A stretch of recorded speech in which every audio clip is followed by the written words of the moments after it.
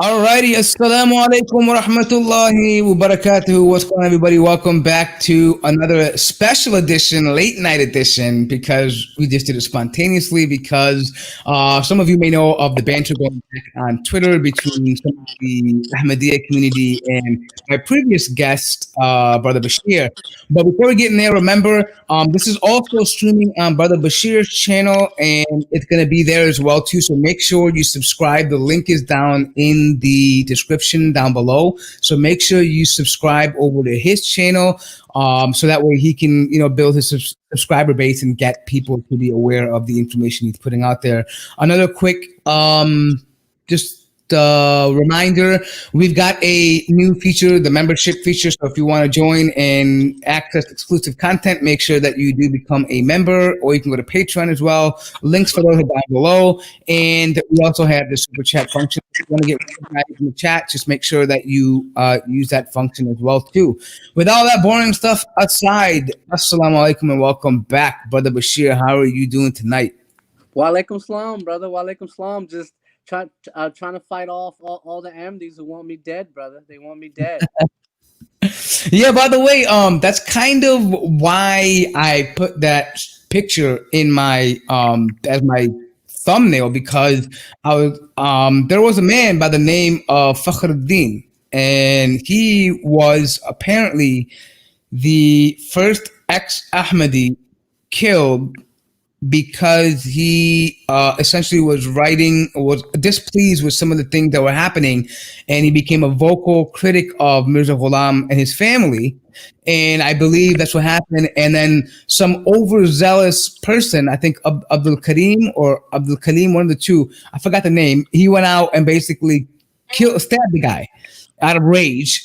And basically the Khalifa at that time just basically praised him and said he did it out of his extreme love for the prophet, which we was implying was Mirza at that time, right?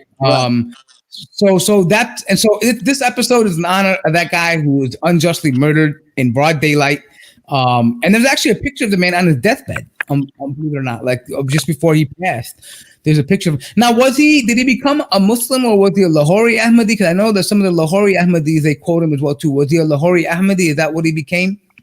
No, kind of, sort of. So his best friend was a guy named Bashir Ahmed Misri, and you had asked me if these Ahmadis had their own state, how would it be? Well, they did.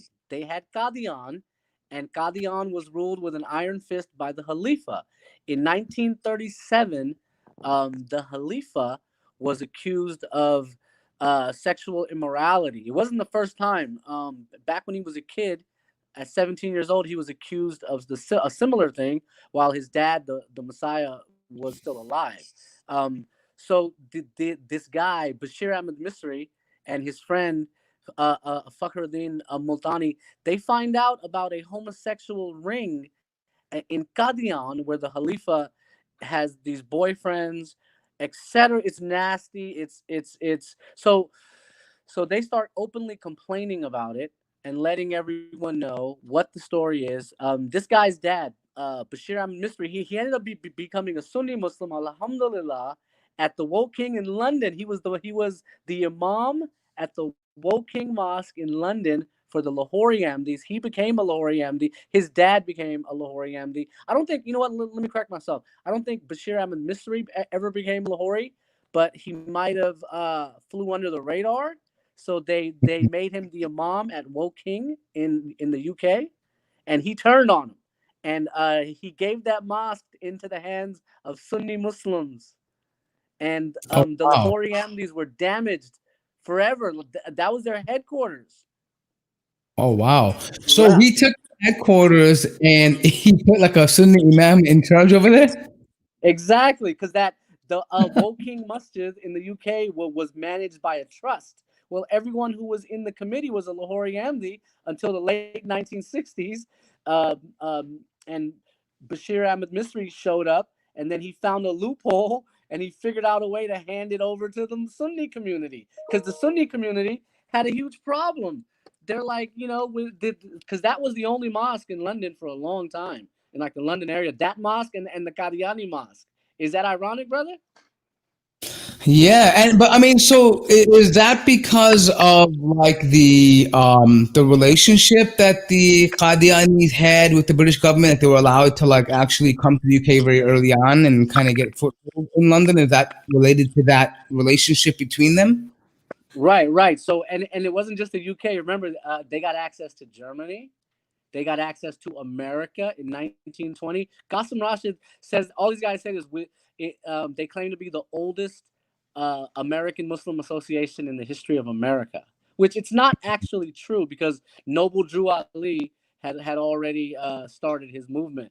But Well, not only that, we know that there were Muslims who came as slaves to America, and there were right, Muslim communities that were here. So let's not take away from the African American experience, especially in light of BLM right now. You don't want to be telling ancestors of slaves that their parents weren't Muslims anymore because they came to America, right? From what we know about the writings of one of the slaves that wrote in Arabic a biography about him, that about 30% of the slaves that came on the slave ships were actually Muslims, and they kept their religion under under the radar because they didn't want to. At that time, they were being persecuted for being, black, or whatever. They didn't want that to add on. But anyway, point being is, yeah, we've had Muslims in America long before the Ahmadis came in the 1920s. yep. So the Lahori Ahmadis got access to a mosque in the Woking that was built. It was the first mosque ever built in London. It was like the hub of Islam. If you needed to read Eid prayers, brother, the Sunni community began to immigrate after World War II, and they got this huge problem. They're like, we're praying behind Lahori Ahmadis or Qadiani Ahmadis. What do we do? These are the two options that we have in this country. So it was a huge problem, brother. They got access early to even to Africa and Indonesia and Malaysia. The Malaysians were up in arms. Mauritius, Sri Lanka, you name it. They even sent spies into Russia as Ahmadi missionaries and they got arrested, and the British government like intervened and got them released. Oh, Ahmadiyya movement got been getting special treatment. Wow. So, if I'm correct, there is a very large community of Ahmadis in South Africa, right? Not real in South Africa. Well, in Africa, they claim to have a bunch of Ahmadis, Oh, but no, I'm sorry. It's like Tanzania or somewhere, right? Like in that area. I in think. probably in East Africa, they were given free land and free mosques back in the 20s and the 30s and the 40s and the 50s. So but most of the African Ahmadis end up leaving. Like in Nigeria, they had 4 or 5 splits where they split with the Khalifa. So obviously they're not going to tell us any of that. They're not going to share that information. Just like with the murder of Fakhruddin Multani, it's not in any Qadiani Ahmadi publication. They tried to bury it. It exists in Lahori Ahmadi history because the Lahori Ahmadis were responding to it, like what is going on in Qadian. So if it wasn't for the Lahori Ahmadis, it was almost gone. These pictures and the documents that I found were found by me and my team at the British. Well, I don't want to give out all my secrets, but I was able to find them in some rare libraries. You know what I Okay. mean? And I search out rare content on the Ahmadiyya movement. That's how I know he died of cholera because Maulana Abu Kalamazad from India, if you know who he is, he wrote an obituary and said he died of cholera. You know what I mean? And I found the scan of the newspaper where he says that he died of cholera, and it was never objected. And Yeah. some of the first biographies, yeah. No, the thing is that I feel like they do a very good job at like covering a lot of the information historically about, like, for example, when I went to go look up this the case of Fakhruddin, like there's like hardly anything out there about him. I had to like go to like some Lahori website and get like a snapshot of a book that was written about the whole situation, but like it's really non-existent out there when I go and look for this stuff. And I think they've done a pretty good job in censoring this information from the general public. And I think that's kind of the way they keep their image up. But just as a follow-up though, the reason why I brought this up is because for those of you that are watching and are not really familiar with why I brought the brother back on, was because, as you know, I put this stuff out on Twitter, and immediately I had like this backlash from, not even a backlash, I would say overwhelmingly positive from the Muslims, but the Ahmadis were out there and they were just, I mean, all night. I mean, I had to mute my phone because they're just tweeting and tweeting and tweeting, and like they're just nonstop. And the thing is that it wasn't even so much that they were saying, "Hey, let's talk about the concept," or "invite me to your show." It was more like, "Hey, Bashir is he works with Islamophobes and he's a drunk alcoholic. Like, why would you bring him on the show? You're working with the enemies of Allah on your show." And I'm thinking in my head, first of all, wait a minute. In my mind, I don't have any proof of that. And number two, and when I saw the clip of whatever they posted, it had something to do in 2015. I said, well, that's 5 years ago. I mean, my brother, so he doesn't do it. That was while he was comedy. Whatever, it doesn't really bother me. The point is that, I mean, I go by your face value, but the point is that they're trying to now resort to a slander campaign, which is, instead of being able to off you, right, as they did to some of the ex-members, which they can't now because we live in, number one, they're a minority, right? They Right. can't do that. Two, they have a PR problem. And number three, we live in the Western world where you can't just go murder somebody and get away with it, right? There's repercussions for that, right? And then number four, it takes away from the whole narrative that Ahmadis are persecuted people and that they don't, they're the peace-loving people, right? And I pointed that out. I'm like, so why are you, there's no peace for you, no love for you. And I'm like, so what does that mean for me? Like, what happened to your slogan? Like, is it just war and like hate for me then? Like, what now? You know what I mean? Like, what are you talking about? You're contradicting yourself. So why don't you tell me a little bit about what that whole thing is going on? I'm sure people and the listeners want to know, like, what is it exactly that that they're referring to, and why are they making, like, why are they bringing up some old stuff against you? Hey, real quickly before you get on the, do you think you could maybe turn on the speaker volume? I think we're getting feedback from my mic it's like bouncing back on if you're not using headsets. So I think maybe that's why.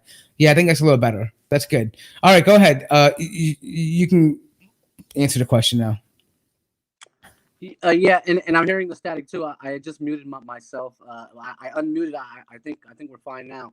But yeah. So where should I start? Damon Stengel needs medical treatment. He's got some serious psychological issues. The Ahmadiyya movement knows this, but they always find a token native. You know what I mean? Like, they'll go to Nigeria. They're looking to find one, turn him into an imam, and use him for marketing and PR. So they got him to convert. He was an Islamophobe out of Oshkosh, Wisconsin, right? And he hated Islam. He hated Muslims. He hated diversity. He's unemployed. He's still unemployed. And he walked into an Ahmadiyya community, and they praised him and they loved him. And so he ended up joining up. That's his story. And he liked them because they hate Muslims. So does he. So that's still sort of his story, right? Now, why they keep calling me an alcoholic? They got nothing else against me. I posted that picture of Dr. Abdul Salam drinking, and I found those pictures. They're not on any Amity website. I found them at an Italian, some Italian university that he was working for. They had them. I found them. I wrote the essay on Dr. Abdul Salam, how he was into white women and loved alcohol. Dr. Weinberg said he had a bottle of scotch in his drawer in the 60s. Now, that's more than just a drink every here and there, back and forth. When you have a bottle of scotch in your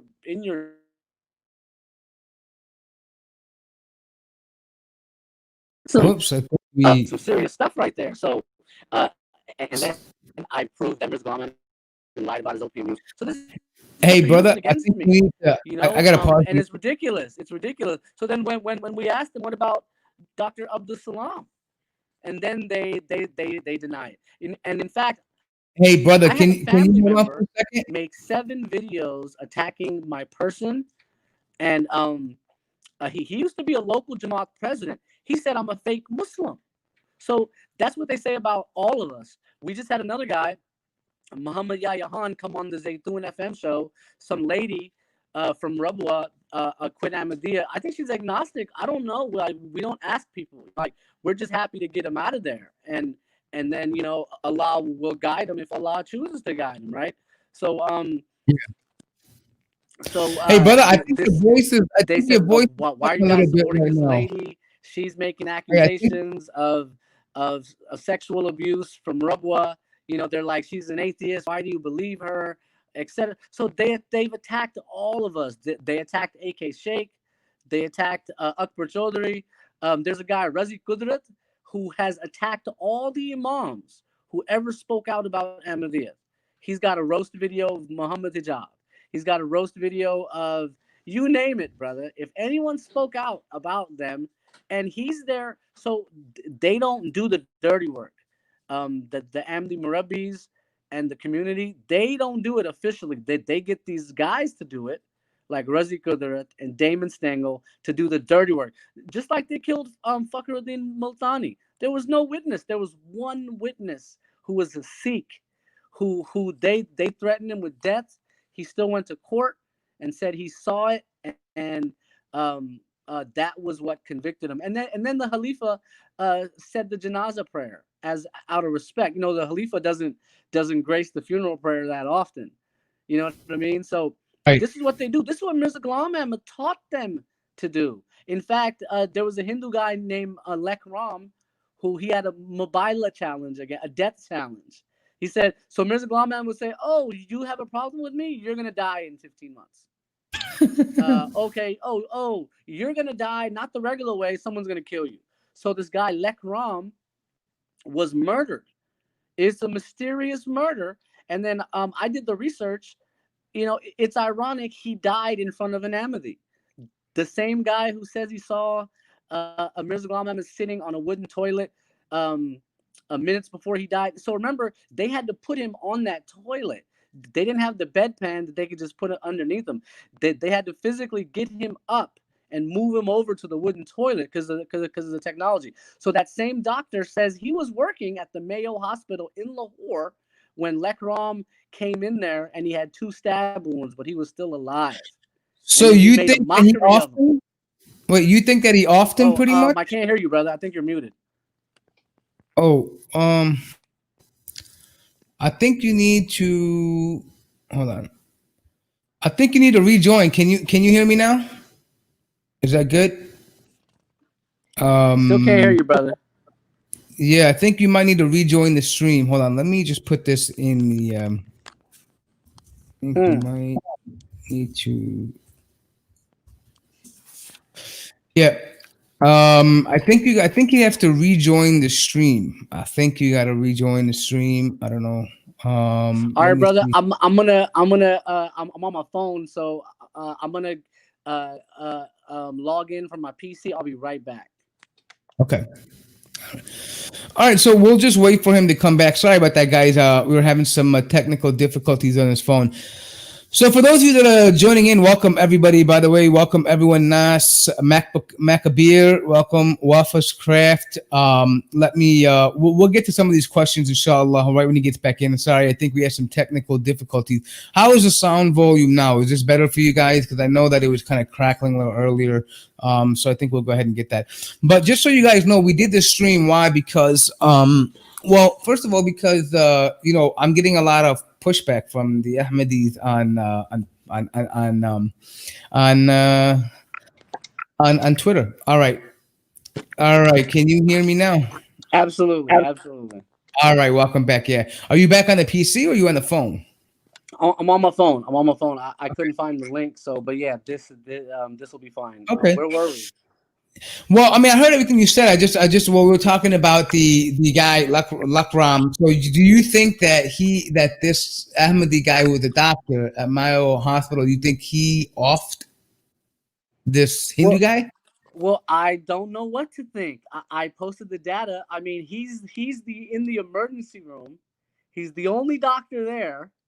This guy comes in suffering from a stab wound. He lays him down.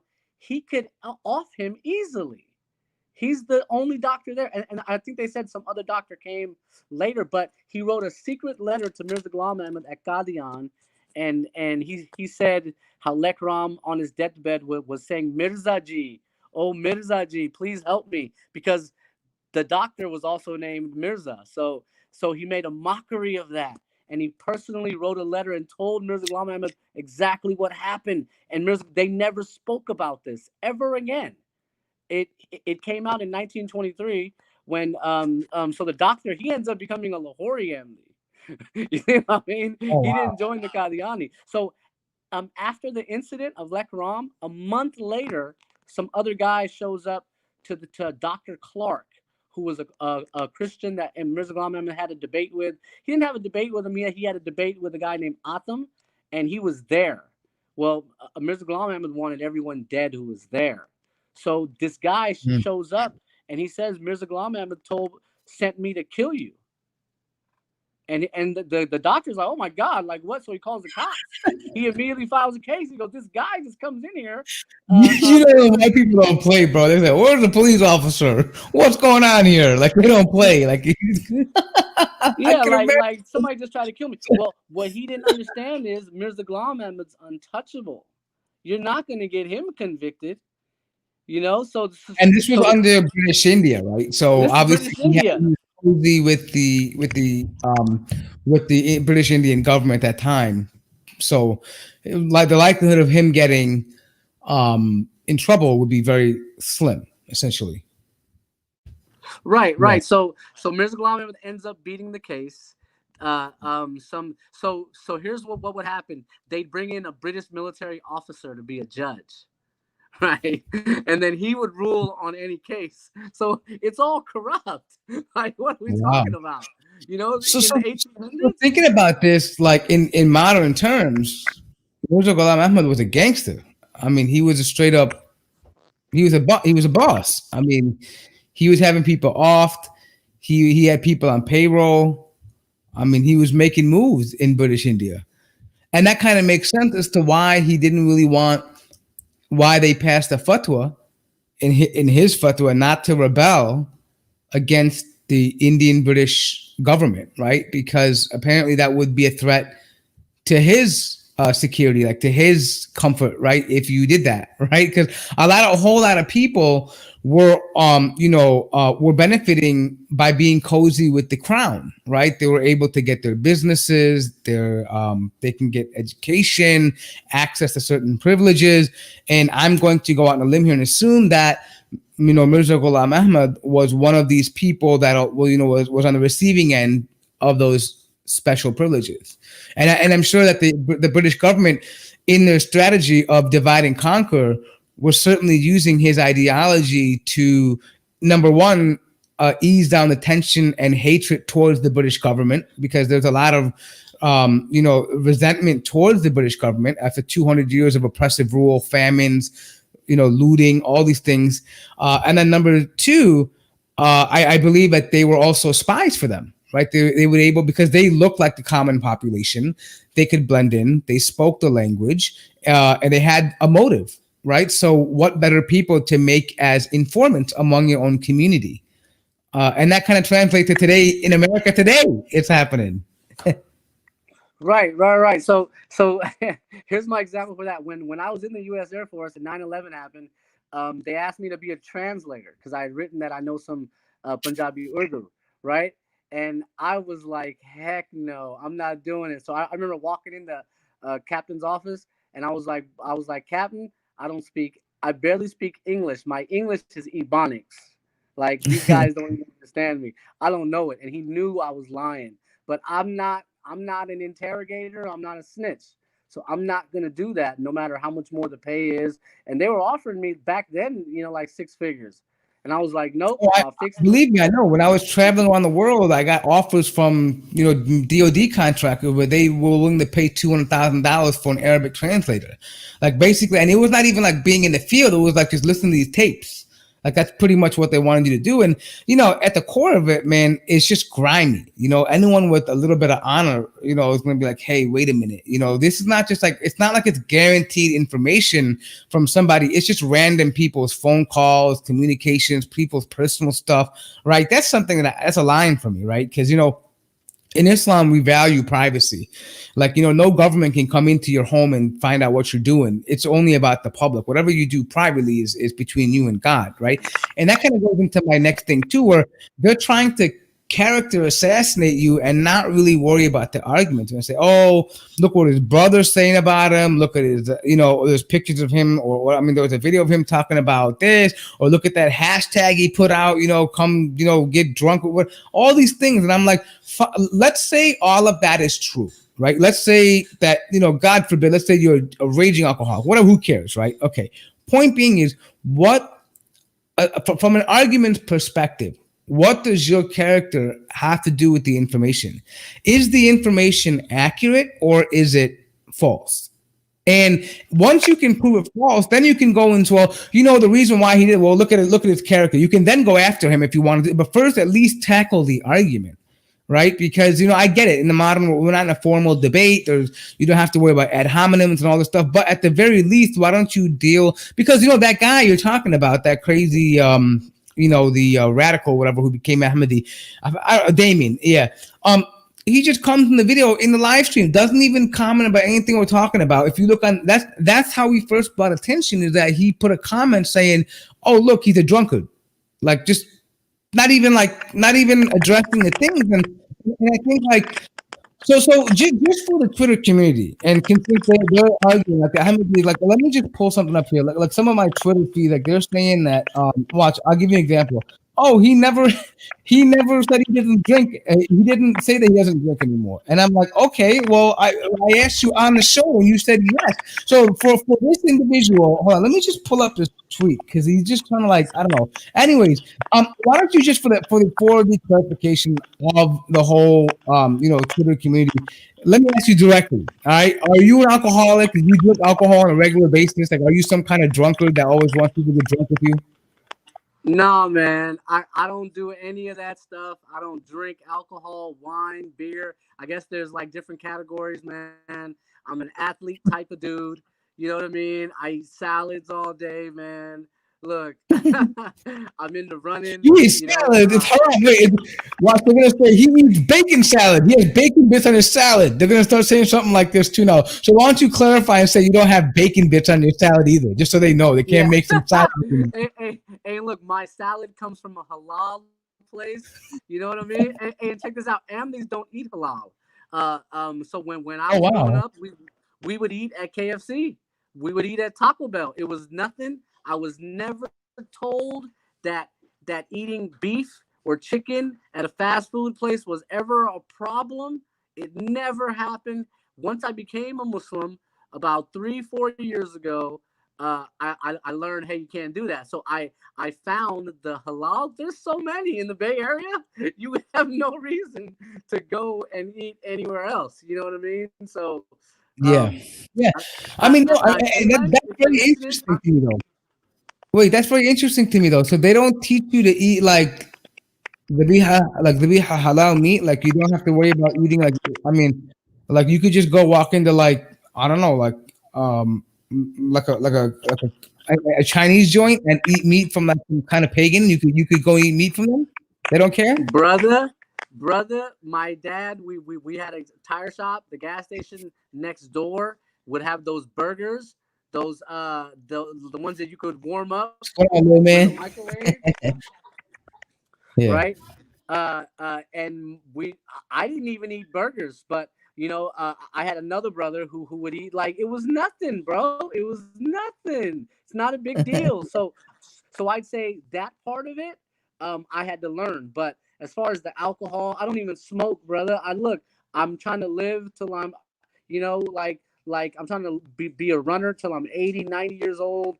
I want to live long. You know what I mean? So I don't do those things, you know, and I'm not like naturally skinny. So I really have to work at it. And all these guys know that, you know, and I even had a family member say that. So he's the one spreading all this. I have one who's like a double cousin who's saying all this stuff, and then I have another a close family member who says I don't know how to read the Quran.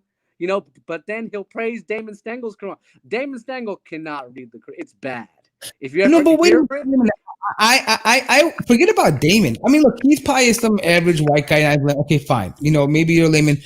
Bro, the main Khalifa today, they call him Khalifa. He can't recite Quran. Like, bro, I exactly. put a clip and he was stuttering. Like, oh no, he's stuttering. So I pulled a different clip where there was no stuttering, but even just his pronunciation of the Arabic language. Like, I'm not saying that, you know, fine, he's, you know, in the pack, some people have different ways of pronouncing things, fine. But what I'm saying is, like, I mean, just saying Bismillah ar-Rahman ar-Rahim, like just saying the ha, or I mean, just the articulation, makharij, as we say, tajweed in the Arabic language.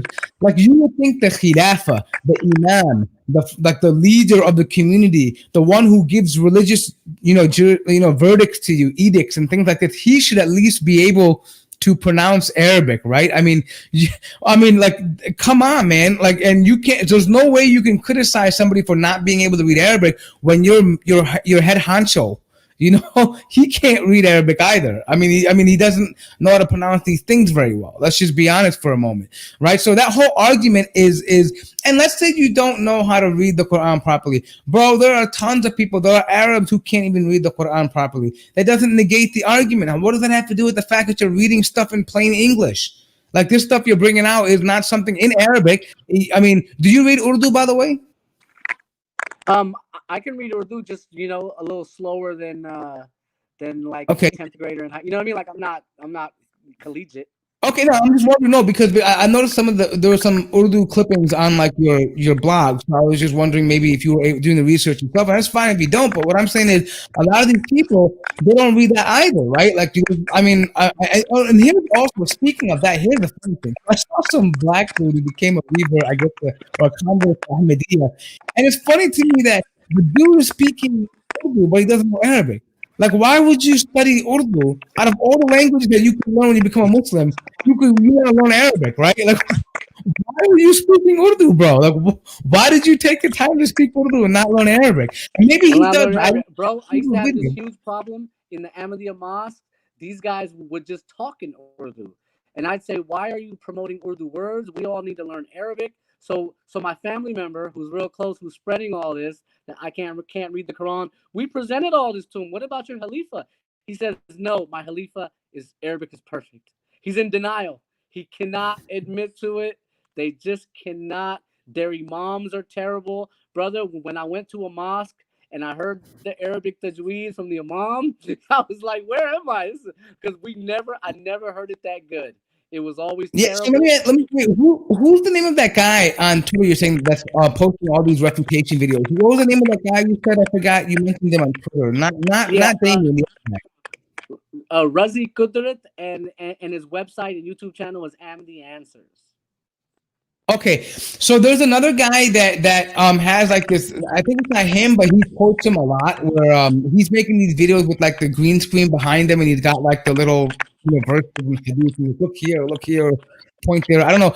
And anyway, that guy was actually trying to give us a tajweed lesson, and like and I'm looking at the video, and he has it all wrong. Like oh yeah, the police stopped the most perfect moment, and he's like just. I mean, from a person who speaks Arabic, no, bro, you're mispronouncing words. Like, and the funny thing is like they pass it off like it's like it's normal. Like they're so confident in what they're saying. Like, bro, like people laugh at this. Like, honestly, I could just do a whole video laughing at the way that they think they know tajweed. I'm not gonna do that because it's kind of an insult. I mean, just playing around. It's not really of importance.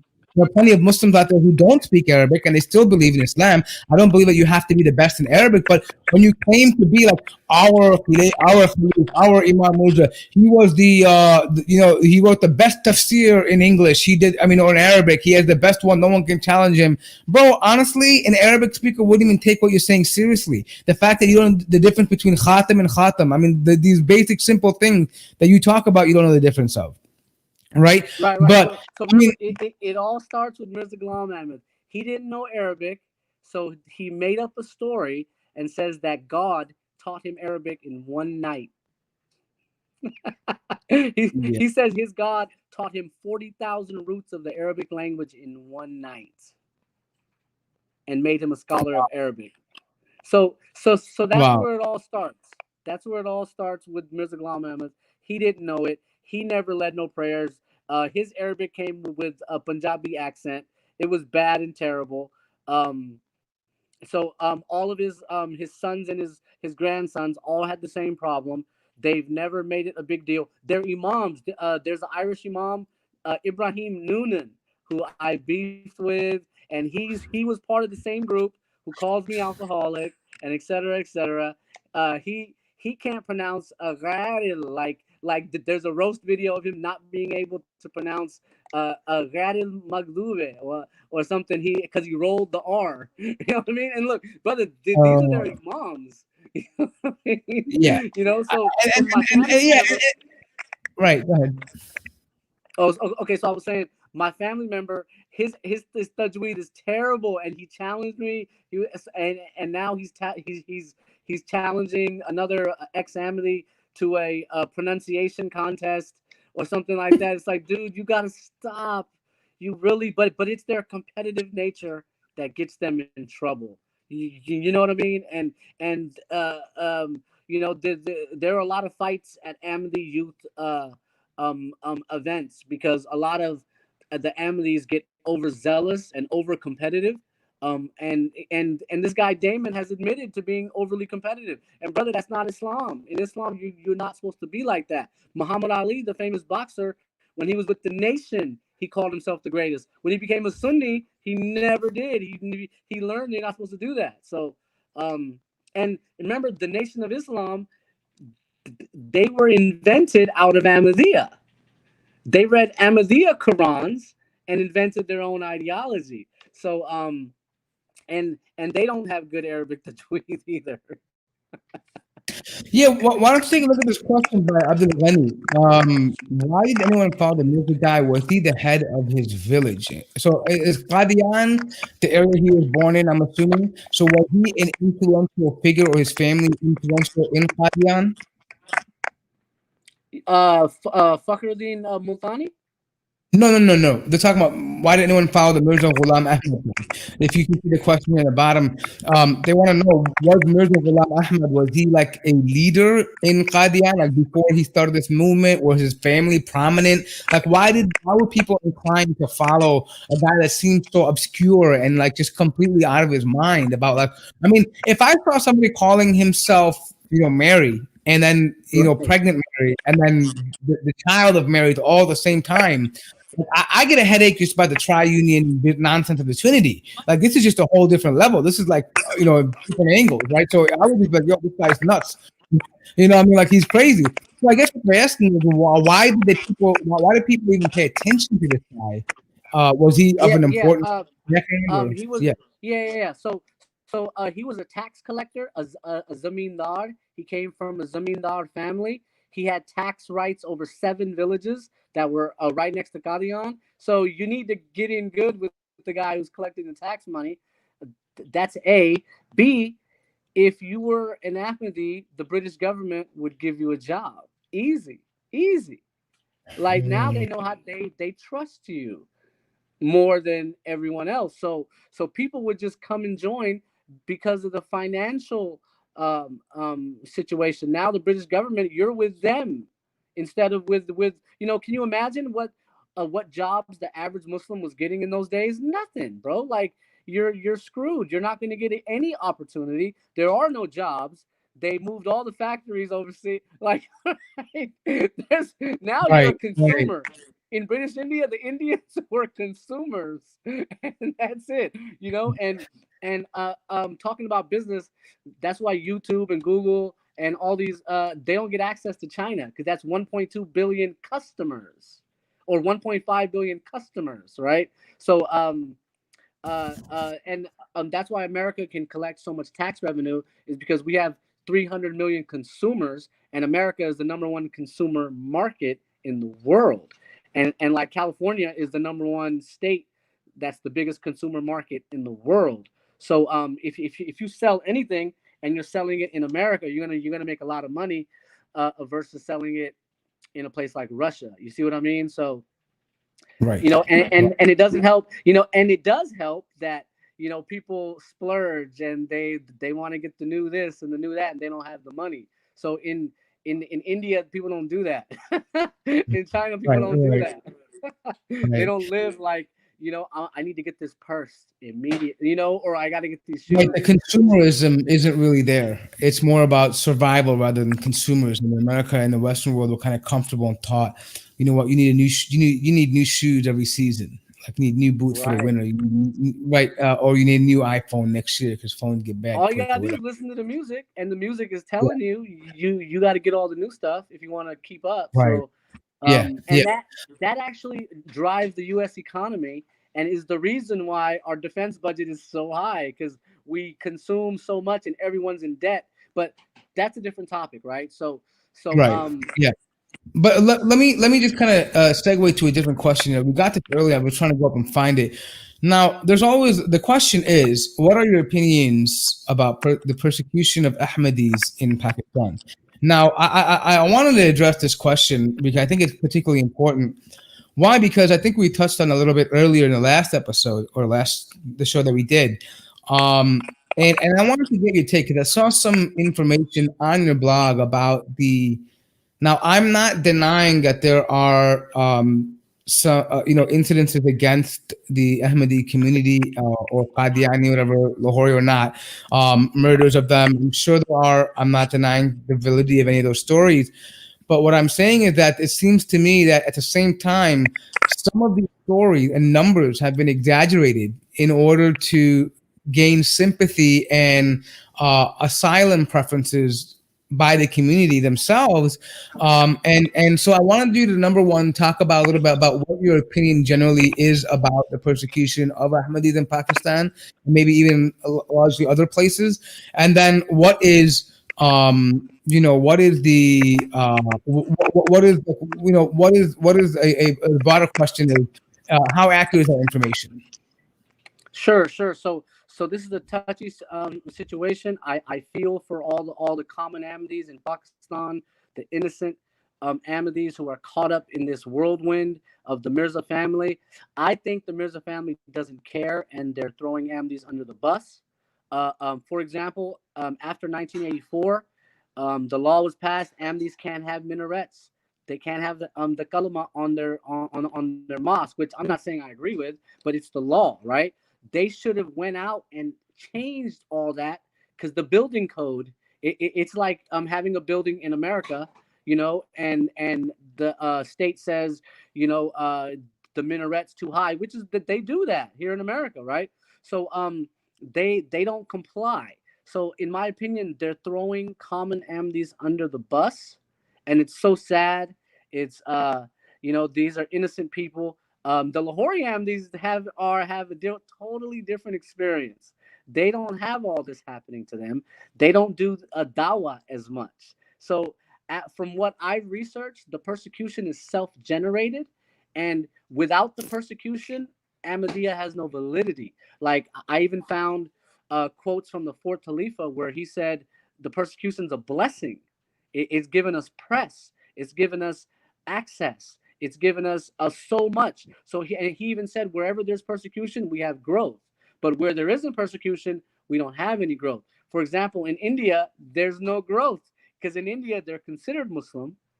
They got free reign to go out and get converts, but they have nothing. They've whittled away. So it's kind of like a way to gain sympathy, and then use that sympathy to then turn around and get favors, get close to the government, be a protected minority status, so forth and so on, global attention, stuff like that. Okay. There's a question I want to ask you here. I was watching a big Ahmadi event on YouTube, and all of a sudden, when I see Ahmadi singing in Albanian nasheed, I was shocked. Do you know if there is an Ahmadi present in the Balkans? In the Balkans? Yeah, like Albania, Bosnia, Herzegovina, Serbia. Do you know if there's any Ahmadi, like a large Ahmadi presence over there? Because apparently there was an Albanian nasheed in Albanian. Right. So So here's what they did. So they got access to Albania, I think, in the 50s and the 60s. But when the Bosnian War happened in 97, they sent their Murabbis into the refugees. Here's what else they do.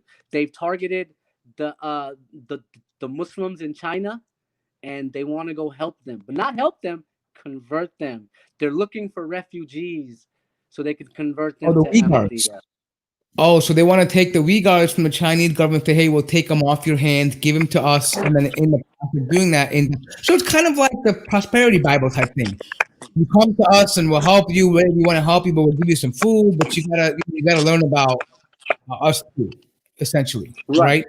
Right. Okay. So during 1997, they were in Bosnia, and they were trying to get converts. They must have hoodwinked a bunch, and maybe they hoodwinked 1,000, and only 20 remained. And of those 20, maybe 10 became super devoted, because these people changed their life. So they've dedicated their life to him, and maybe they were singing something for him. They got a Nigerian singing Urdu nazms, and they'll post that on YouTube. And it's the I weirdest saw thing. that. They're like, aren't you Niger? Aren't you from Ghana or Nigeria? You've memorized an Urdu nazm? Yeah, I mean, I find it to be crazy that that they're speaking Urdu before Arabic. Like, I'm still like perplexed by this. Like, that they're still doing that. But let me ask you this though.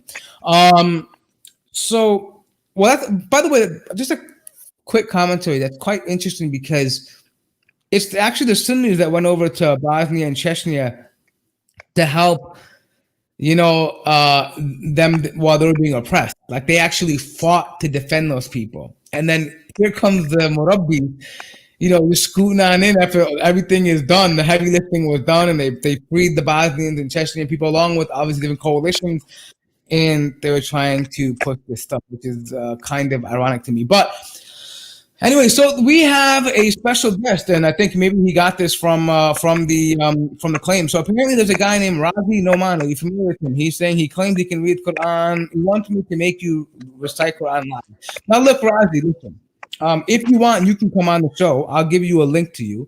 All right, because to me, to be honest, it's irrelevant about whether he can recite Quran or not. What does that have to do with the information that we're talking about?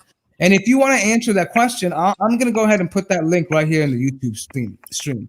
If you'd like to join in and explain to me why it's relevant whether he needs to recite Quran or not, it's in order to counter his claim, because I can guarantee the majority of the South Asian community, or even African or Indonesian, majority of them cannot recite Quran properly. So I don't understand. Right. You would never call them non-Muslims, right? So what does that have to do with the information? This man never claimed to be a scholar. He never claimed. He actually admits he's learning. Actually, he's probably admitting that he was probably misled under Ahmadiyya. Didn't even know he had to eat halal meat, right? So the man is learning. Brother, I didn't know a lot of things. Right. So the point I'm saying is, I don't mind your criticism, but I'm saying, why don't you join the stream and explain to me first? Explain to us why he needs to recite. Okay. Oh, Damon is here. Let me bring Damon on. Okay. Sure. There we go. What's up, Bashir Shah? How you doing? Damon. Okay. Okay, hold on. Calm down. Relax a little bit. There's no reason to get excited. Bashir, can you recite Quran for us? Wait, listen, Damon, can you calm down for a moment? Because what does him have to do with the reciting Quran have to do with the points that we're making? I'm just asking him a simple question. Okay, I know, but I'm saying he claims I'm an Islamophobe, so I want him to prove that I'm also an Islamophobe. But first, he needs to recite Quran. No, that's not how. Wait, that's not how we determine who's a Muslim, though. I'm just asking. Yeah, but you know that, right? That's not how we determine whether someone's a Muslim. Let me show you how we determine who someone is a Muslim. He messed up Mutawafika in his stream with Zaytun FM. Okay, hold on one second. Let me first establish that he's a Muslim. Do you believe, okay, Bashir, that there's no God but Allah and Muhammad sallallahu alaihi wasallam is his messenger, his final messenger? Of course. So that is the testimony of faith. So in that regard, he is a Muslim. Do you disagree with that, Damon? Of course I do. Of course I do, because he gave shout outs to Reason on Faith, he gave shout outs to Doubting Ahmadiyya, and he gave shout outs to Barbs, all are ex-Muslims. So that's proof that he's an atheist. Why is it a proof that he's an atheist? Bashir, you know what I'm saying is true. You are an atheist. I'm asking you, why is it? Wait. If I give a shout out to, I'm going to give a shout out to you, Damon. And as a matter of fact, he actually retweets from atheists who abuse the Holy Prophet Sallallahu Alaihi Wasallam. I retweet some to atheists too when they make valid points, because retweeting doesn't mean I believe everything he said. It could be a point. Yeah, what I'm saying is, Damon, you need to go see a psychoanalysis. And people who do psychoanalysis, you need medical help, Damon. The Ahmadiyya movement needs to step in and get you some help. You need help, brother. we're here to help you. Look, you got some problems. We know you got some problems, man. There's something wrong. And I can see that smile on your face, Bashir. Yeah, hey, you're lying. Because you're funny to me, man. You're a funny guy, and all we do is pray for you and smile, brother. You and all them other guys. You got here, listen to this guy. He actually created an account called Ahmadis Exposed, and it's a troll account of Bashir Shah. Go look at it, guys. All of it's un-Islamic conduct. Bro, you're un-Islamic conduct. How is that un-Islamic? You know, it's so explicit in conduct. You know, did you know, Bashir, that according to the book of Hadith, those who use obscene language are not true believers? Here, I'm going to read it right now. Hold on. Do you know what the word Qutiyya means? Mirza Ghulam said the people who don't believe. Yeah, why did Mirza Ghulam reported that the Prophet, may Allah bless him and grant him peace, said, a believer is not a defamer, nor a curser, nor coarse, nor obscene. And you're violating that hadith. Okay. So what about Mirza Ghulam? How come he gets a pass? Why don't you use this against Mirza Ghulam? Yeah, I'm not talking about Mirza Ghulam Ahmed. No, but okay. How does that exactly disprove what you do, Bashir? How does that give you a pass at using your logic? Well, first off, I'm not doing anything. You're stuck in Oshkosh and you're frustrated. You don't have a job. You're probably popping pills. That's also a lie. I do have a job. That's also a lie. I do have a job. Look, you're a young guy. I work at a gas station. Years old. We forgive you for everything you've done wrong so far. We pray for you, brother. See, there's that smile on Bashir's face. I'm telling you guys, there's that smile on his face. He's smiling. You need some medical attention. Damon, it is a sunnah to smile. You know that, right? It's a sunnah to smile. Sunnah to smile, Damon? You know, liars also smile, though. Do a debate. So are you saying the prophet was lying then? And he was told not to.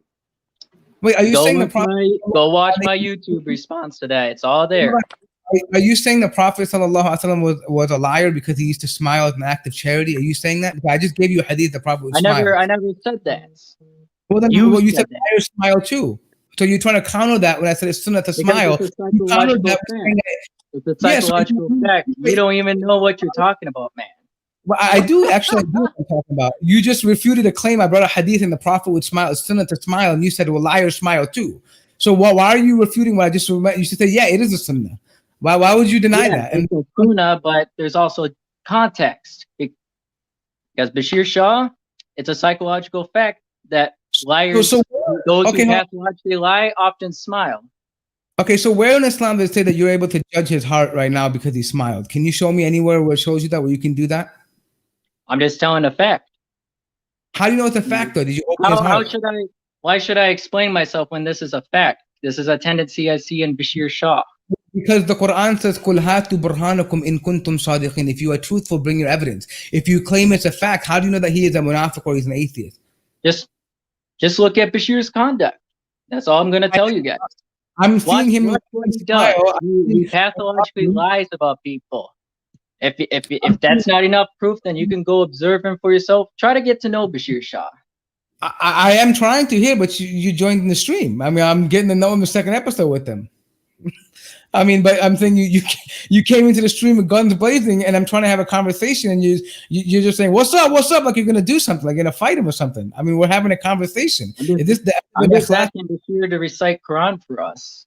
Okay, but is that the first thing you do when you come into a live stream? Not even salam alaikum, nothing. Hello, how are you doing? Thank you for giving me the stream. Okay, nothing. But why should I offer salam to someone who abuses the prophets, So like the I Prophet Islam, and don't those agree. who abuse me. Why should I give him my salam of those who are No, vile?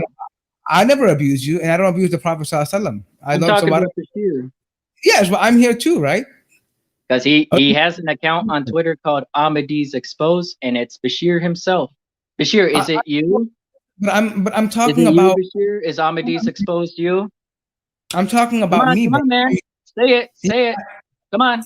You seem so triggered right now. I'm just saying, for me, I'm here, and you won't even offer salam, nothing. Hey, how you doing, Muzzy Buzz? First time on your show. Thank you. You put the I link said here. what's up. Yeah, this is the way a Muslim greets. Yeah, see, Bashir, you're embarrassed. Yeah, I'll be embarrassed. You also lied about me saying that I'm an Islamophobe. That's not true at all. I am a Well, devoted Ahmadi Muslim. I offer the 5 daily prayers. I recite Quran. I do a lot of dawah. Wait, Go did look you on my try Twitter. to wait? Did you try to plan to like hurt any Muslims while you were in Oshkosh or somewhere in Wisconsin? I heard someone posting stuff about you. Yeah, that account Ahmadis Exposed, it's Bashir Shah. Just look at the grammar and compare it with his main account, Bashir Ahmed Shah on Twitter. That's not evidence.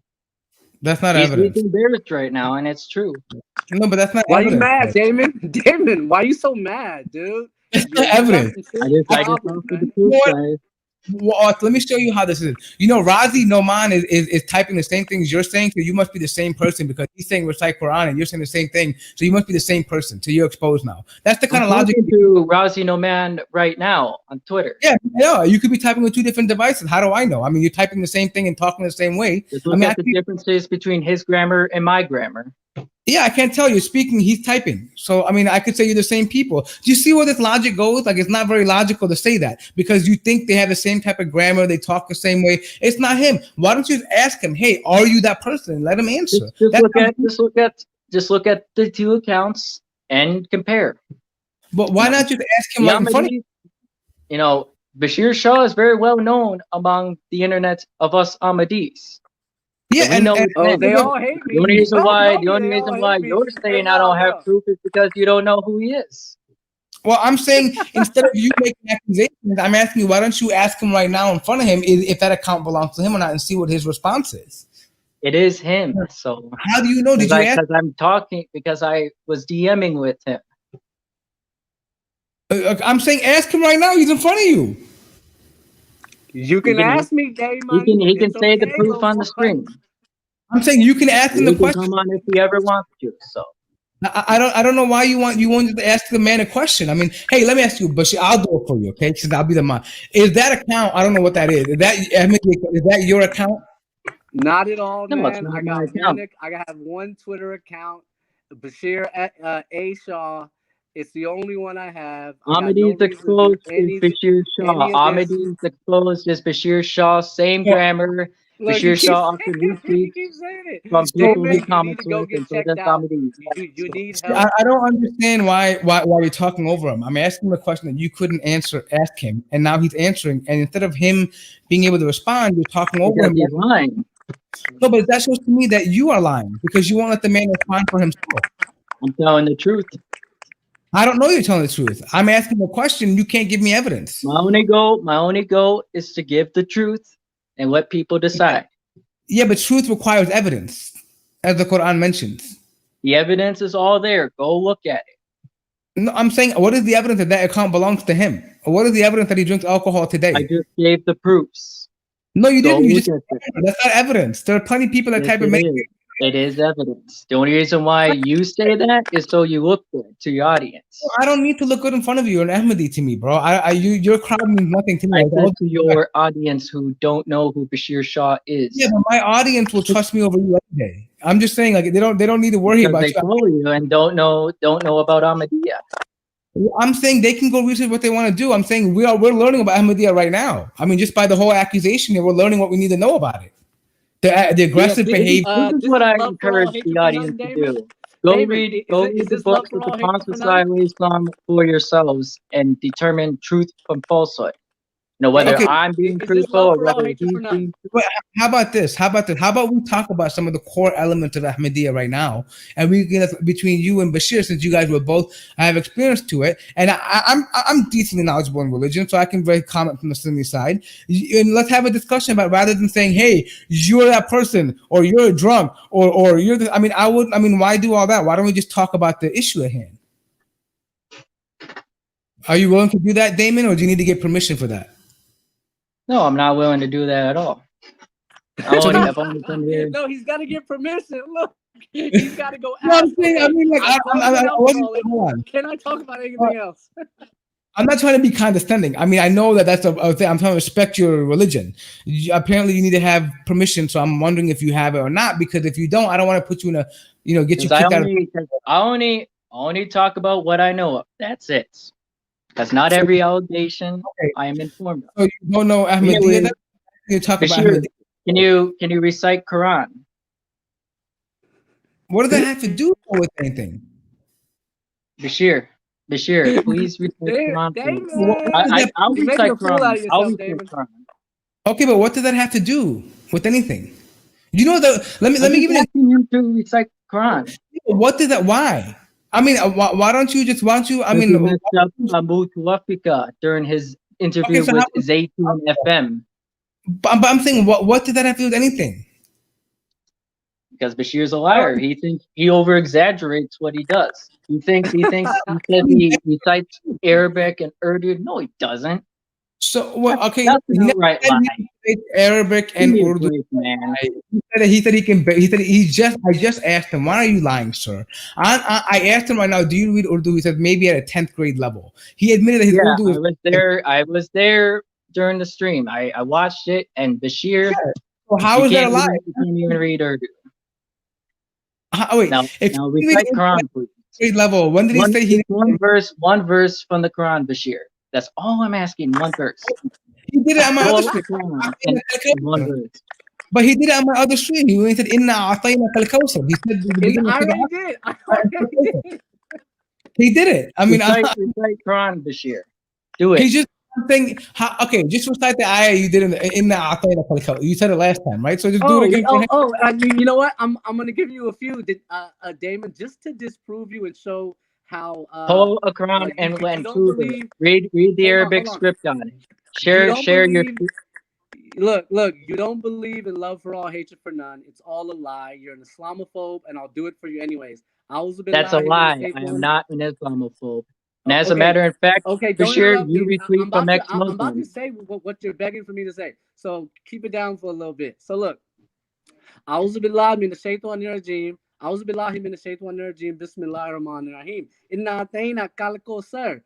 This is chapter 108, verse 1. Mirza Ghulam Ahmad used this verse to claim that he's the second coming of Muhammad sallallahu alaihi wasallam. Can you pull a Quran for us? Okay, wait. Now hold on. I'll give you another one. Bismillahir rahmanir rahim. Alif Lam Mim. Zalik al Kitabu. La Rayba Fi. I just gave you like 3. So stop. Go back to the drawing board. Now take out a Quran. Take out a Quran and recite the Arabic script. Okay, so now so I give it to him, and he's like, no, now he wants something else. You can screen share as well. I'm okay with that. Wait, hold on. Okay, I want to do a little screen share or something. Okay, since we want to do this, let's do a screen share or something. Okay, I want to do a screen share of this. Since we're talking about Quran recitation, let's just do this here. Okay, let's take a look at this. By the way, that's an edited video. Okay, so you want to give me? Hold on. You want to give me a different video of him reciting Quran? I'll let you choose. I don't have it with me right now, but I can tweet it on Twitter. Okay, hold on. Let me just here watch this. Masroor Qadiani. I'll go back. I'll say. Let me just put in Masroor Qadiani. That, by the way, that came up when I put him Ahmadi Khalifa reciting Quran. That came up. Now, Bashir, can you recite Quran for us? I already did. Now take out a screen and share it. Now he wants take more. out a screen and share it. Look, once we disprove them, once we prove that we can all read the Quran, we all know Arabic. Once we prove that then they go to something else. Okay. Okay. I'm going to recite from Quran off the Can you Arabic pause script. You for a minute? haven't done any of that yet. Can you pause for a minute? Let me just play your Khalifa in Hadrat Mirza Let's Masur talk Ahmad. about Bashir Shah's. No, it is important because if you're criticizing him for not being able to recite Quran, we want to make sure that your head honcho Yeah, can recite. because he doesn't want to pull out an Arabic script because he can't read it. Well, forget about. I'm saying, why can't your? Don't you think it's more important that your head honcho can't pronounce basic Arabic and he's the scholar of your movement? Well, Isn't guess that what? You're telling a lie. I've actually met okay? him, and he Okay, so recites I'm telling Quran a just lie. fine. Okay, let I me. prayed with him. He recites Quran just fine. You both are Let's lying. let's play together. I'm here. This is your web. No, This is your. let's talk about Bashir Shah first. No, wait. Actually, if you don't let me play, I'm gonna have to put you on Let's- mute for a second because I don't want you to talk over me. Okay, so here. We'll just post something on Twitter. Okay. بسم الله الرحمن الرحيم. Now you see, like, first of all, hold on. Let me just pause it for a second. There's basic things here. Oh, did he leave? Oh, I think he took off. Yeah, he man. Hey, so I gave him some Quran. Look, I've memorized the last 15 chapters of the Quran when I was 12. I've memorized the first 30 verses of chapter 2 when I was 12. So these guys need to stop. You know what? Give me, you know what? Hold on, brother. Give me 1 second. I want to play this because I want to know what they're comparing to. Because if he's making you recite Quran, I want to know. I mean, it's more important that their head imam recites this. Okay, here. Right. First of all, just as you know, off the bat, it's not Bismillahir Rahmanir Rahim. It's Bismillahir Rahman. Rahman ar-Rahim. These are the words.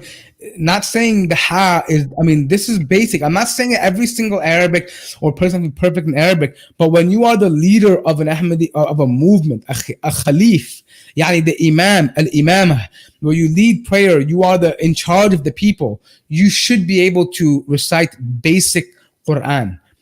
Basic, and this is the leader. He's trying to now embarrass Brother Bashir because he can't recite Quran. If I would want to be a total a-hole, I could have made him recite Quran and I could have recited after him and embarrassed him. But I didn't want to do that. I want to show him. I kept asking him, what is the significance of this? What is the significance? Well, right? I'm gonna tell you, there's another family member of mine, and that's what he went and told everyone. He said, don't believe anything Bashir has to say. He doesn't know the Quran. He spread this thing that's not even true. And now this is what, and look, Damon does live streams with this same family member all the time. And they talk about me all the time. And they say, I don't know a single verse of the Quran. That's ridiculous. And then they say that their Khalifa's tajweed is perfect. So. Okay, so let's continue and find out. Alhamdulillah. First of all, that Alhamdulillah, you don't the is not, there's no you don't continue, make it long, extend it, right? It's Alhamdulillah. Yeah, it's not Alhamdulillah. You don't, that's not how you recite this. This is not the way that it is. But anyways.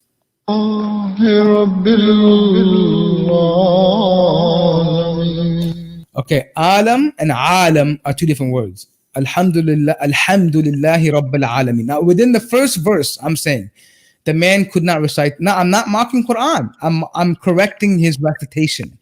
This is not Quran. When you recite the pronunciation, no, it's not that. Damon still you're welcome to come back on, Spangle. Bilal radiallahu anh could not pronounce certain words. There is no attempt at him to recite these words. Do not conflate that hadith. Bilal radiallahu anh attempted to fix his correction, but his tongue, he was unable to do so. It is possible for him to say alhamdu or alayhim, right? It's possible, but they don't say it, right? And because they don't choose to learn this. And so when you don't learn the basics, and it's not even about pronunciation, it's even about tajweed. When you say Alhamdulillahi Rabbil Alameen, you don't extend the ending of the ha. You don't say Alhamdulillahi Rabbil Alameen. You don't say this. La, when you say it, it makes actually it's negation. Why would he be doing that? This is not about the ability to pronounce a word. It's about the rules of reciting. And when you have someone who is an imam and he can't recite basic words, Damon, and now you want to come and make fun of Bashir, whether he can or can't recite Quran, is not relevant, dude. I gave you an opportunity to come and talk about the issues we're talking about, for example, the killing and murder of what's his name, Fakhruddin, about the harassment that happened there, about the issues of halal food, about the cult-like mentality, about funneling money to England, things like this that we talk about, right? Rather than talk about that, you want him to recite Quran. Let's say, for argument's sake, Damon, since you're in the chat right now, you're active. Let's say he's not a Muslim. Let's say Brother Bashir is an atheist, waliya'udu billah, and he's a mulhid. He's a murtad from Islam, waliya'udu billah. We ask Allah to protect him from that. How does that change the information he's providing? If I would say, hey, give me... And they got nothing to say. And they got nothing to say. I can go to his blog, and I can go ahead and look at the information. For example, actually, as a matter of fact, let us go to your blog and let's talk about something here that we had openly, right? And actually, I had it on. Wait, what's your Ahmadi blog? Ahmadi Exposed, right? I was just there. Ahmadi blog. Yeah, there you go. Yeah. So watch. I'm gonna Damon's there all the time. Yeah, so like what if I wanted to do I wanted to search for Fakhruddin, right? So I can just put I'll just put this here. Oh, by the way, this is where I got the picture from, by the way. You see, when you say, oh, he's drinking alcohol, look, the man documents the proof. He gives a evidence for the Cambridge. He gives the sources in the bottom. And this is like academic, right? Abdul Salam's bio. He gives the fact that he has Mujahid Kamran. He has other biographies of him. I mean, it goes on and on. I'm saying that again. He's providing evidence. Now it's up to me to go and further research. So likewise, if you have a counter argument, why don't you come and present where they are? I can find them and give a rebuttal rather than saying, hey, recite Quran. Like, what is that going to prove to any of us? It's not going to disprove him. I mean, even if he's a liar or whatever, it doesn't mean that what he's saying is false. That's not how the argument is won. This is called a fallacy, the ad hominem. Right? When you try to assassinate the character of somebody rather than the argument of somebody. Right? And that's a problem. Hold on, we have a super chat and we need to take preference to this one. Oz! Salam alaikum, my friend. Good to see you, my friend. All this from Australia. Yeah, can you talk about Aga Khan's influence in Pakistan around the world compared to Ahmadis? What are the key differences? To be honest, I don't know too much about Aga Khanis, but I know that they are very influential in terms of like the money and wealth they have in Pakistan as far, and they were very close to the British government as well too. As a matter of fact, one of the most important medical colleges in Pakistan is Aga Khan Medical College, which is even has very good relations with the Mayo Clinic and even American institutions where you go to those universities, they actually get accredited. But maybe we'll have Brother Bashir talk about that at the end if you know anything. I don't know. Right now, I just kind of want to get into what we were talking about right now with our two Ahmadi Patreon or members here in the chat box. So we'll get back to that. Make sure I will definitely highlight that up later on at the end of the stream, for sure. Okay. Jazakallah khair for the super chat. Yeah. So look, the attitudes and behaviors of Razi Kudrat, Damon Stengel, Tariq Chaudhry, a family member of mine, proves to me that there's no persecution. There are some innocent Ahmadis who are being treated unfairly, who are being forced to bear the brunt of what these guys are doing. They are not honest. They are not nice. Look at what my dad did to me. He tied me up, put me in the back seat of a car because I questioned his halafat. You see what I'm saying? So it's like it's crazy. I can't imagine being a father. I can't imagine that, tying up your own son. Yeah, like who does that? So this is how I knew, brother. This is why I say when I was 11, 12 years old, I'm from the street. I know the angles. I was like, these people are not who they say they are. Love for all, hatred for none? No. It was like, there's no way. They do not believe in that. So that was invented in 1980. Damon himself told me on Twitter, no love for you and no respect for you. He told me very clearly. Like, no love. You told me very clearly, Damon. He's not even like denying. You told me, I asked you what in response. You told me no love for me. right, Damon? Yep, So are you yep. contradicting the Ahmadi belief here? I guess Yeah, the real side is coming of out. course he's contradicting it. So love for all, hatred for none was started in 1980 by the third Khalifa when he was in Spain, and they needed a vision statement or a marketing statement. That's all that really is. So my problem was I believed it when I was 10 years old, but then as I looked for it, I didn't see it. So I knew something was up, and they persecuted me for questioning that. So as you see, they're still doing it. They're not going to end. First, it's the but then when we ask him about Dr. Abdul Salam, hey, and check this out, Mirza Ghulam Ahmad used to drink wine. It wasn't just on opium. The wine, the port wine, he used to order wine from a famous plumber's shop in Lahore, and they used to deliver it. The second Khalifa, he had a dancing girl from an Italian dancing girl come from Lahore. She worked at the Cecil Hotel and come to Qadian. See what I mean?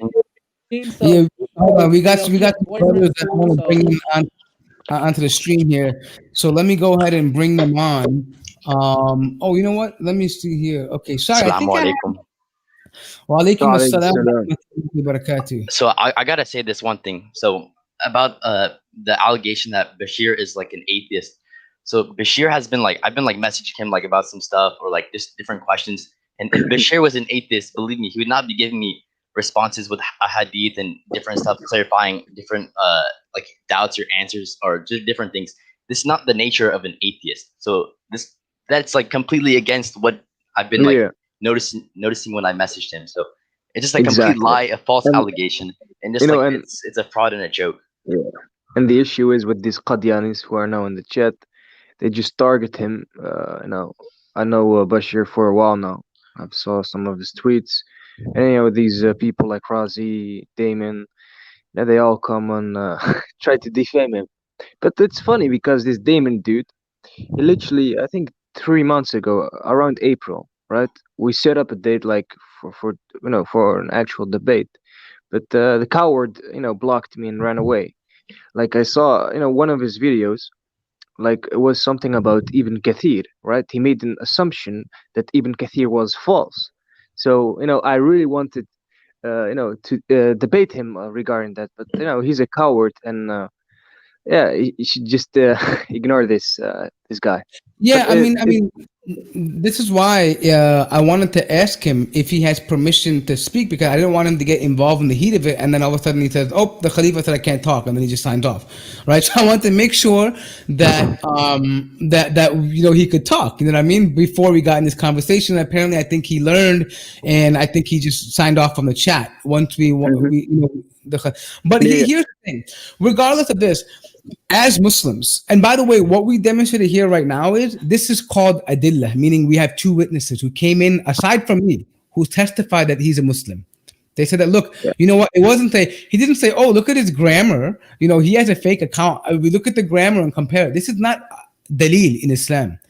In Islam, many people don't know this, but when it comes to the court of law and when you're asked to provide evidence, it has to be bona fide evidence. You have to either bring witnesses or something. You can't bring suspicion. Suspicion of your brother in Islam is haram. Even spying on him is haram. If you have like no proof of it, yeah. And yeah, so, besides, even if any of that is true, that's his account or he retweeted atheist, none of that matters at the end of the day because we're talking about the content. It's hmm hmm irrelevant about his personality. And this is yeah, something that exactly, Raz, and by the way, real quickly, I just want to address something very quickly. Okay. yeah. Listen, I think we have someone in here is saying this here. I will send me money. Listen, Habibi Razi, No, I that's don't that's need your uh, money. that's what's his name? The guy from Ahmadi Answers, like the Okay. weird guy. So Razi, how about if you want to Yeah, wait, just listen, join, Razi. Why are you afraid, man? Just yeah, I join and mean the then chat speak up. is yeah, it's in the link is there for free to join. But just to be clear, I don't need your money. People who donate, they donate because they appreciate the work that I do. I don't want to force anybody to give me any money. Yeah, Alhamdulillah, okay. I mean, we were Alhamdulillah. able to have two different studios, the Madam Luke's apart, without people from giving us any money, and this is all for my own self. So I don't need your money. Alhamdulillah. And by the way, I don't think your Khalifa would approve of you giving me money anyways. You have to funnel that back to England. So I don't think you should put yourself in trouble. Okay. Anyways, That's a good one. Yeah. yeah. By the way, brother, can you go to his channel, Damon's channel, like as a YouTube channel, right? Okay, Just let me. show what. I don't Yeah, know what his just show YouTube channel is, to be honest. Damon Stengel or something. Okay, Damon, I will. Let me just pull this up and go ahead. Why don't you Yeah, tell because us why? I want you to show what he said about Ibn Kathir. It's really not good, to be honest. Okay, we'll go ahead and pull this up. Let me. Yeah, and in the meantime, so one of my main sources of Arabic information is Ibn Kathir. I'm not even using my own personal opinion, and these guys think I'm using. I'm not defining mutawafika. Ibn Kathir is. I'm just telling everyone what he said. You see what I mean? And then I can go back and reconstruct the Arabic wording and then show, this is how Ibn Kathir was explaining that Isa hasn't died yet. So You have to look for and something about Ibn Kathir. Like, Sheikh al-Islam Ibn Kathir versus the yeah, gas station Sheikh. I think that's the one. Like a response to Ibn Kathir. Yeah, that's the one. Like to the uh, left. this one here. Yeah, that one. Yeah. Look what he says, man. It's so weird for him to say that. Ibn Kathir is one of the great scholars of Islam, So rahimahullah. the That this hadith guy thinks he can. Yeah. Okay, I'm gonna go ahead and play this right now. cited by Ibn Kathir, and in this case, he is quoting from Al Tabari. These ahadith are proven to be weak. For example, where it states this honorable area was called the area of the sword, about which Al Darik bin Muzahim said it abrogated every agreement of peace between the Prophet ﷺ and any idolater in every treaty and every term. But yet, if we look at the beginning,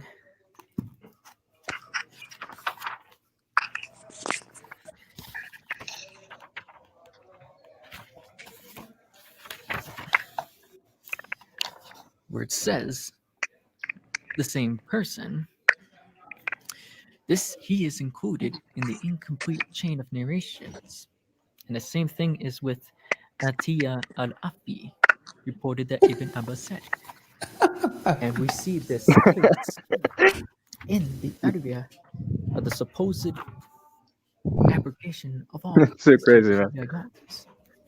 Here it is. Al-Afi said that Ibn Abbas commented, no Like, idolater it's funny for had him any to more say this treaty because even in ever seen incomplete with the Quran. narrations, people can be still sahih. So I don't think what this guy's. I don't think he knows what he's saying, to be honest. Yeah, I mean, first of all, number one, you can't just open the front of a book and then all of a sudden know ilm al-rijal. There are hadith Exactly. sciences, and there are people who can have character flaws that will also be they transmit a hadith from them, like Ibn Munabbih. Like we have these hadith in Sahih al-Bukhari, and we have different chains of narration. Just because there are missing chains does not mean it cannot correlate with the different hadith or different hadith in the book. So this notion that you're basically trying to play ilm al-rijal, you're trying to become a scholar of ilm al-rijal right from the beginning of a book, which is not a matter of your expertise. I don't know why you would even do that. This is very, very strange. But anyways, should I continue the video? Oh yeah, sure. Go ahead. I don't know if you want to have any other commentary on Would it. have been That's why. Yeah, executed for sure, four go ahead. months. In addition to how peace treaties conducted before Badr was reviewed and announced and had ended. So according to this introduction, the chain. So according to this introduction, the chain that's Adila al-Afi reported that Ibn Ahmad said is an incomplete chain of narration. And as the introduction, as the scholar who translated this, assuming it's from him, admits, reports that are attributed to the companions of Allah's Messenger وسلم, are commonly used for additional explanation of the meanings of the Quran. As for those quotes that Ibn Kathir mentions in passing, these Quran. quotes may or may not be authentically attributed to them. Whatever it is mentioned that one of them said something and that the statement contradicts other clearly authentic texts, then such statements cannot be held as evidence against what is known to be authentic. Additional information in this regard Okay. is found in the introduction of Ibn Kathir. Yeah. So So, basically, he's trying to say that he's not. Yeah, You know? there's no evidence to, yeah, Yeah, the idea that there's, look, again, we don't, this is not how we determine whether a hadith is true or sahih or not by the, not because of the reciter himself. That can downgrade a hadith, but hadith can be leveled to a great, it can be raised to a level of hasan based on other hadith around it.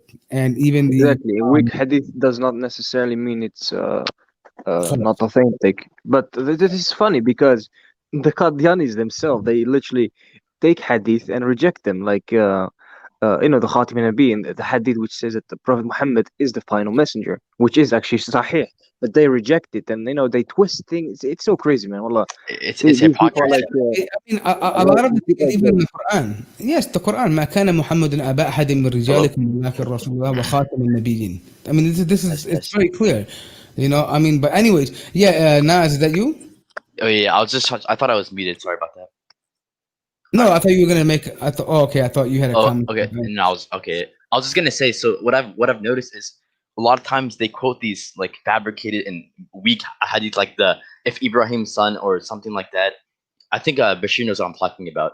But it's like a hadith. It's like a whole list of hadith they quote. But suddenly, when it's a hadith that criticizes them, they become students of Jarwat ad-Din. It's amazing. Yeah. By the way, Oz, who wrote a response video to me and which channel and who? I'm sorry. Who? Ahmadi did already? Or you mean? I think No, I think most likely it's the Ahmadiyyas. I think, man. Like they do when I do a someone. bunch of videos. Yeah. Yeah. So I'm curious. Anyway, we'll let Oz comment on that. Yeah. Anyway, I think this has been largely. And here's the sad part. I gave both of them an opportunity. It's an open invitation for anyone that wants to come on. I put the link there for a reason. And they don't want to join on. The reality is that it's sad because of the fact that I offered a platform to you instead of engaging in the dialogue, instead of engaging in the discussion about the incident alleged by Brother Bashir. The conversation became about the personality of Brother Bashir and about whether he can read or whether he can't read or whether he drinks alcohol or not. It makes no difference to me, right? So again, it's sad to know that they're called the tabligh, like where they just, this is the tabligh of the Ahmadiyya, where like you Right. assassinate people, assassinate them. Like what is going on here? I don't understand. Right. This is what they're taught from Mirza Ghulam Ahmed. This is exactly what Mirza Ghulam Ahmed taught them to do. They're following the blueprint. So that's why I always say they have no right to cry the persecution. It makes absolutely no sense for them to say that they're when they're doing it to everybody, and we don't condone it, And honestly, I know Ahmadis who go to Pakistan for vacation and spend money Mhm. and splurge, and they don't never get persecuted, you know.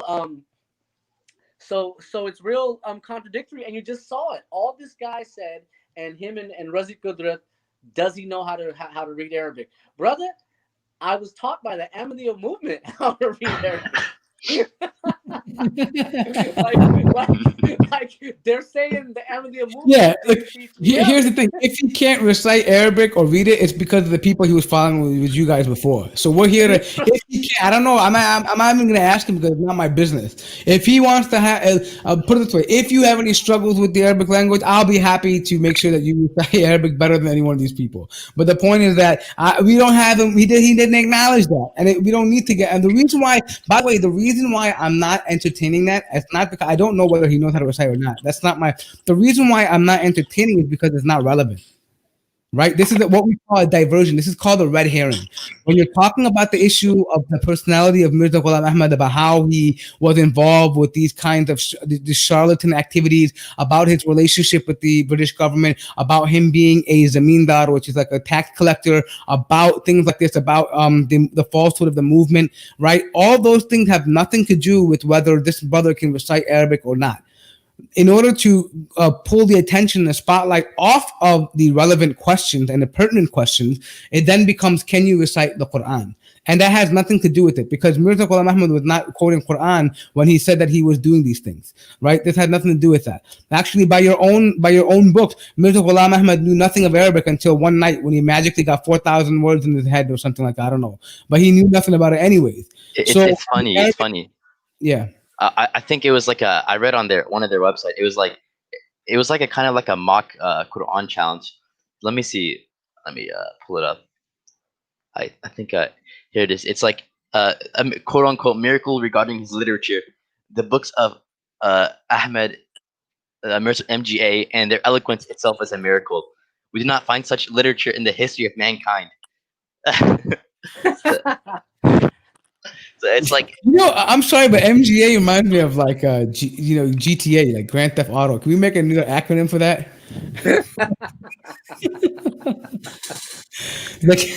like I don't know, like Mirza gang authority or something. I don't know, something we can make some good in the acronym. But anyway, the point being is that look, I don't want to make fun of the guy because that's not the way I usually do it, right? I try to keep it a little bit more serious, but you guys kind of like push me because like when you try to block somebody, that bothers me. I hate bullying.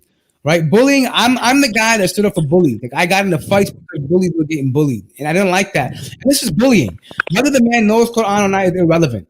Right, we're talking about a figure that was out there and is public. He openly challenged people. His challenges are apparently, according to you, even still standing. Right, so to go after his work and his personality is welcomed by him because of the fact that he made these challenges. Openly.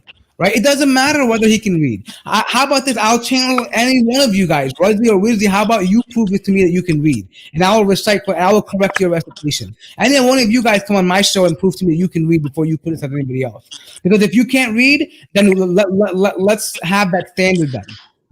Right? Before you make him recite, how about anyone? I'll give you a random chapter from the Quran on my live stream and make you recite. And then we'll have him recite. If you can recite it correctly, then we'll have him recite. Otherwise, you have no business to talk about it. Nothing. It's a non-existent challenge. It's a red herring, and that's why I don't entertain it because this is what we call a childish argument. What you're doing is another fallacy called appealing to authority. You're saying, "Oh, look at the authorities who can recite Quran. You can't recite Quran." It's irrelevant. It has nothing to do with this argument. Right. Well, what they're trying to say is that none of us know the Quran, not just me. It's a hasty generalization too.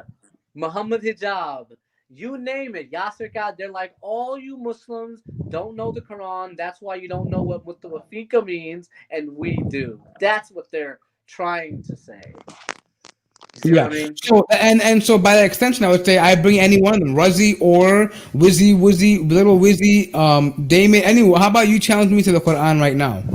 You guys, and then we'll determine who knows the Quran, who doesn't know the Quran. Yeah, Damon or Damon, tell Ruzzy to come through. Anybody, any one of them. Some social problems like Ruzzy does not. Because what? Honestly, hold on, sorry about that. Because of this bullying, I'm thinking I might dedicate a once a week half an hour session just to refuting Ahmadis now, because I think this is great idea. I think this is important because of just one video made you people stay up for 2 days, 48 hours straight. I know you guys haven't been sleeping because my Twitter's been blowing up. Like literally, you guys are on caffeine, whatever else you guys are on right now. You guys are wired, bro. This is this is straight up wired. You're like rage typing. I even posted it earlier, bro. I went to sleep. I ate a meal. I spent time with my family. I got work done, and you guys are still talking about me on Twitter. Like this is enough. Is enough. Khalas, yani. You know what I mean? Like enough. You know what I mean? Like it's kind of like that rage. When that one dude he insulted the Hindu goddess, and the whole Twitter was just like it's like. Yeah, but the problem is that it's not the whole Twitter. It's just like 3 of these guys. Like they don't sleep. You know what I mean? Like it's not like hundreds of thousands Damon, of people. I thought you had a job at a gas station. You're supposed to be working. You know the funny thing is, apparently, like the funny thing is that they have hundreds of millions of followers, but none of these Ahmadis I've noticed, none of them have more than like 5,000. I mean, very few, like 20,000, 30,000 followers maximum, right? And like even like Qasim Rashid, he's running for Congress, so granted he's getting public opinion, but like even their people, the main people, I could quote like a Muslim scholar, like that has like millions, like 20, 30, 40 million people, like following at a time. You know what I mean? Like these people people, it shows you if you look at the numbers of people following the figures, they're a minority. Like there's no way there's like 20 million. I mean, the hundreds of thousands that are just sitting around. That's not true. It's not true. We get more. Wait, hold on. I'm sorry. One second. No, Razi, you're a liar. You're a liar, Razi, because all you guys tout this all the time. Oh, the numbers, alhamdulillah, the numbers are growing. 200,000 year. We have 100 more thousand coming in Africa. You guys tout numbers all the time. Now it doesn't. Now it's not important. Now, what are you talking about, dude? Hey, look, the Khalifa, his Friday sermons get like 5,000 views. Dude, look, I think one of my videos got more than that. Dude, pull up his last Khutbah Jummah. It's maybe he got it up to 10 or 15. Like during the virus, everyone was home during the virus. He never got more than 10,000. He might have got 15. Still, look, I know rappers in my little city who are terrible who get 50,000. And I'm laughing because it's not hard to get 10,000 views on a video. Like I have one video, Muhammad Job, it's probably got like 7,000 views on it, and I'm a very, very small channel. This guy apparently has hundreds of millions of followers, right? I mean, hundreds of thousands. So anyway, the point being is that none of these guys want to accept the challenge. It's a double standard. It's a red herring, the double standard. Again, so how about we unfortunately they were able to kind of disrupt the stream, but I wanted to be fair and give them a chance to come in because I'm a person that believes in hearing somebody out. But instead of actually presenting an argument, we had a very aggressive young man who came up and like, what's up? Like he was gonna run up and do something on me. And by the way, I'm from an area where people generally don't do that to me. You don't run up on somebody and say, what's up? Because those are fighting words. Those are words of aggression, right? I'm gonna be on my backhand. I mean, just real quickly. But the point being is I allowed that because I wanted to see if you were excited, maybe you were gonna come with an argument. But the whole time it was just, can you read? And maybe it has to do with the fact that maybe your Khalifa didn't give you permission to speak on these issues. So I suggest that you go back and write him an email, send him a WhatsApp message, whatever you got to do, and ask him if you can come on the show and talk about the issues. Or better yet, bring your Khalifa on the show. I will talk to him myself. And we'll see if he knows Arabic. We'll see if he knows how to read the Quran. We'll challenge your Khalifa live on the air if he wants to do that. And I won't, I'll make it free. Won't charge him. I won't charge any of you guys. It won't cost you guys any money, and we'll be happy to do it. So again, we provided you an opportunity. Unfortunately, you didn't meet the challenge. So we're gonna move past you now because what that shows us is that you're largely irrelevant. It means to us that you're not sincere in actually talking about Ahmadiyya and what your beliefs are. You're more interested in attacking a person who's criticizing. And exactly. I mean, even when I deal with criticizers of Islam, I even hear them out. I actually go and critique their arguments. Sure, I might throw a little pun here and there about the way they look or the way they sound, but I deal with the substance. I don't deal with the ad hominems that much. The ad hominems come later. So a word of advice, human advice, as brothers of humanity, if you want to bring anybody and convince anybody with an argument, you have to first make an argument. Ad hominems get you nowhere. It just makes you look like you are a bunch of savage animals that are running around with no other purpose but to bully people. And with that being said, can we go back to talking about how the Ahmadi movement stalks and preys on ex-Ahmadis who how they try to take away their money and threaten their families? I went on your blog and I heard that there were Khalifa had his wife murdered. Is that true? Yeah. Absolutely. So the second Khalifa, the same guy who dabbled in the homosexuality, and he had 7 wives when it was all said and done. He always had 4. When one would die, mysteriously, he'd replace her and get another one, and then he'd get another one, and then he'd get another one. So his second wife mysteriously died when he came back from London in 1924. She had written a letter to a newspaper exposing him, saying, my husband, the Khalifa, it's not true who he is and what he does. All of a sudden, she's dead, and no one knows. I mean, back then, the ambulance wouldn't come and figure out the cause of death, right? Right. So if the family says this person's dead, they're dead. That's it. So it's crazy, man. I mean, and I feel like they were they operated like thugs very early on. when they were under British India, they had full reign to act like thugs. But when British India collapsed, they went into like this oppressed group, like this, the victimhood. Woe to me! Look at us. Everybody hates us now. But it may have been related to the fact that while they had the upper hand, they were exploiting that power they had. People naturally began to resent them. Right. That's exactly what happened. That's exactly the truth. I've looked it up. I've written an essay on persecution rates from 1889 to 1947. There was barely any Ahmadis who got killed or beat up. Forget killed, even slapped around. So you were right. Damon and these other Ahmadis will walk up like they want to fight. So in person, when they see me, they call the police. But on social media, they act tough. I'm telling you, I had to go to court for a restraining order 2 years ago with a family member who I saw in public, and I walked up to him and said, "Assalamu alaikum," tried to shake his hand. He wouldn't shake my hand, and then he got scared and started yelling for police. Next thing I know, 3 weeks later, I have a restraining order case, and I got to go to court and defend myself. So I had an uncle do that too, and I'm like, these guys don't understand that you can't. Yeah, you have freedom of speech, but you can't just walk up to people and act like this. It's not right. It's even against Islam. So they've been doing it for years. They're not going to stop. Yeah, I mean, it's almost like, what this reminds me of? This is what Scientologists do to ex-Scientologists.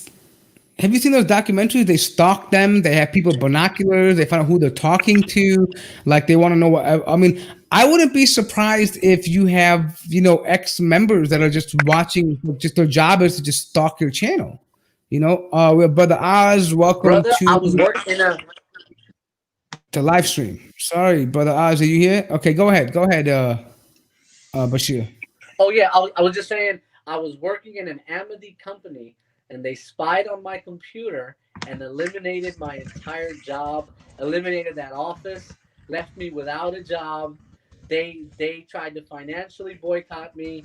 They caused trouble. I ended up getting a divorce. Like, they did everything under the sun to me, and none of it worked. And so now they're all mad that I'm a tenured accounting professor. I'm doing alhamdulillah, alhamdulillah, alhamdulillah. That's why I always believe in Allah. Because I know my entire journey, I wouldn't be here if it wasn't for Allah. So if they don't believe I'm a Muslim, well, take that and then keep believing whatever you want to believe. So we got Brother Oz here. Welcome to the stream. I think Brother Oz has a question for us or for the panel. So let's go ahead and bring in Brother Oz. Assalamu alaikum, Brother Oz. Walaikum assalam. Good to hear from you, brothers. And sorry about the Ahmadis in the chat. I've just been watching it all go down, and they seem a bit on edge. So. Okay, alhamdulillah. We just, yeah. But go ahead. I myself I'm Sunni Muslim, but I wanted to understand from Brother Bashir, because he's been in the Ahmadi community and he's seen how it works. In Australia, I have noticed, though, the Ahmadiyya community is quite vocal in terms of tackling Islamophobia and these sort of things. And obviously we have been talking about division at the moment and these sort of things. But is there space for us to work together on these aspects? Because when an Islamophobe sees an Ahmadi, I'm sure they're not saying he's an Ahmadi, he's a Sunni, he's a Shia, Sufi. So is there any common ground for us besides the debates and those sort of things? That was just my question. Thank you. Yeah, if I could jump in there. So an Ahmadi is going to introduce themselves as, we're not like all the other Muslims. They're all terrorists. They're all this. They're all that. They will straight up come out and say that. In America, all the Islamic organizations in America have never worked with any Ahmadi organizations. Not in the UK, in Canada, Germany, they avoid us like the plague. The brother was saying after 9/11, they even helped or advised the U.S. government, right? Tell us, brother. Yeah, I mean, even this is prior to 9/11. Actually, we have good information that the Ahmadi their leadership used to regularly meet and give congressional hearings about like Sunni mosque, and they're the ones who actually used to tell them that there's extremism within them, and say that 90% of the masjids are like Wahhabis and like this and they're like that. And so a lot of the attention came into the masjid. And not only that, we have caught through CVE programs, we've caught Ahmadis coming into our masjid distributing jihadi literature. And we actually had them removed from the community because of that fact. Like they didn't belong to us. We actually became known to us later on who they were. But I think to a larger degree, let's move away from. I want to address Brother Oz's question because I think it's kind of important. I think at a human level, regardless of religion, we differ, but the persecution of anyone who on the basis of their religion or whatever their the racism or gender, we don't agree with that. As humans, we can say, yeah, we agree that nobody should be persecuted or labeled as something because of simply because of what they look like and their belief, especially in a civil society. So if an Ahmadi wants to say, hey, look, we're against Islamophobia, by all means. I mean, I don't mind. You can go ahead and join hands with that. I mean, we have Jews that say that, and we have Christians that say that. We have atheists that come out and say that they are also against Islamophobia or any kind of Islamophobia, right? And so, therefore, I wouldn't necessarily have a problem with that, but that doesn't change the fundamental part. The problem, I think, is if the leadership of the Ahmadiyya movement is encouraging its followers to cooperate with different CVE programs in order to entrap Muslims, then I think that needs to be something that needs to be examined a little bit more before we can actually understand if it's wise to work with them or not, right? But sure, if they're doing work that is in Australia, if it may be different over their eyes, then I necessarily don't have a problem with that. I don't know how anyone else feels, but I think that is a separate issue from the theological differences that we have. Right, and let me add. So the Ahmadis have another front organization called Humanity First that they're using for converts.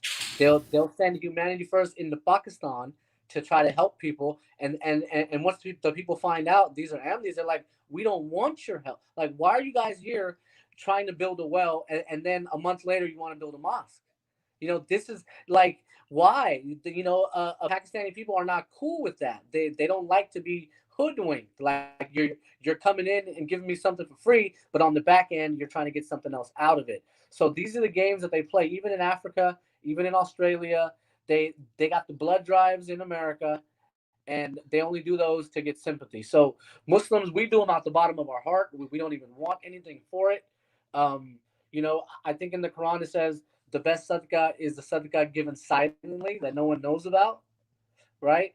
So yeah, that's my 2 cents on it. Okay, yeah. Great. 1 second. I'm getting the chat. So apparently people want to offer me money for you to recite.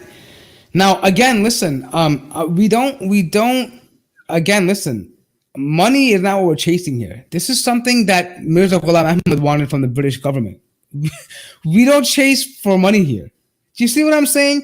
If it was relevant to our discussion about what we're talking about, I would pay you $1,000 for him to recite. Alhamdulillah, Allah has given us money. We don't need that. But that's not what we need from this. What we're talking about is the benefit at hand. I don't need your money. I want money from a halal source, not from a source that has taken from this position. You understand? Knowing I can't take money from you anyways. I wouldn't want to take your money knowingly. Because, I mean, if you just wanted it without me saying, I'm telling you, don't donate to me. Right? I mean, yeah. I mean. By the way, and I don't even think that don't let the Khalifa find out that you're donating to me, because he might pull your Ahmadi card. You know what I mean? I mean. By the way, would that come from you, or would it come from the central, like the account? Like, would it come from the bank out of England, or would it come from you guys? I'm just curious, because I thought you guys gotta have permission. I don't know. But anyways, that's a different question. So I just wanted to answer that real quick. I know you're trying to laugh a little bit. When people act stupid, I get a little comical with them. That's how we do it, right? When people start to be dumb, you treat them like they're dumb people. That's just how it is. I'm the kind of Muslim, I don't mind being respectful, but when you start, crossing the line, trying to feel like you're the big man, then you have to exchange words that they understand the language. Speak the language they understand. If they don't understand peace, like Brother Malcolm said, you speak to them in the language they understand. Right. And, Oh. and I'll give you an example. There's this famous Ahmadi from the LA area. He's like an army lawyer. His name is Amjad Khan. You ever heard of Amjad Khan? No, I haven't heard of Amjad Khan. No. Yeah, he's their big lawyer. For whatever they're in trouble for, they're sending him in to get him out of it. He got like 100 Ahmadi refugees out of Thailand. He's the guy. He tried to play street football with us, and him and his team lost. He couldn't take the L, so he wanted to play, and he wanted to bump off the line. And we told him, brother, you don't want that. You don't want to play rough. I play 80s basketball. You don't want to go there, brother. He said he wanted it. So somebody, I don't know who, ended up busting his 2 front teeth out, and he had to leave in an ambulance. So it's like all we can do is keep telling you guys, stop. Like I told Damon, I'll pray for you, brother. You need help. You need medical assistance. You need to go see a therapist. They can help you. We're looking to get him help. My family member who's on here, he's the same way. He used to be, get this, he used to be a 49er fan, and he quit, and now he's a Raider fan. Out of spite. Aren't the Raiders moving to? Aren't they moving to Las Vegas? Yeah, they moved to Vegas. And look, in the Bay, that's a big thing. 49ers. Yeah, because San Fran, I mean, that's the Niners, right? Yeah, I mean, that's the team. And we are at each other's neck. I got friends I can't even hang out with or go watch a game with.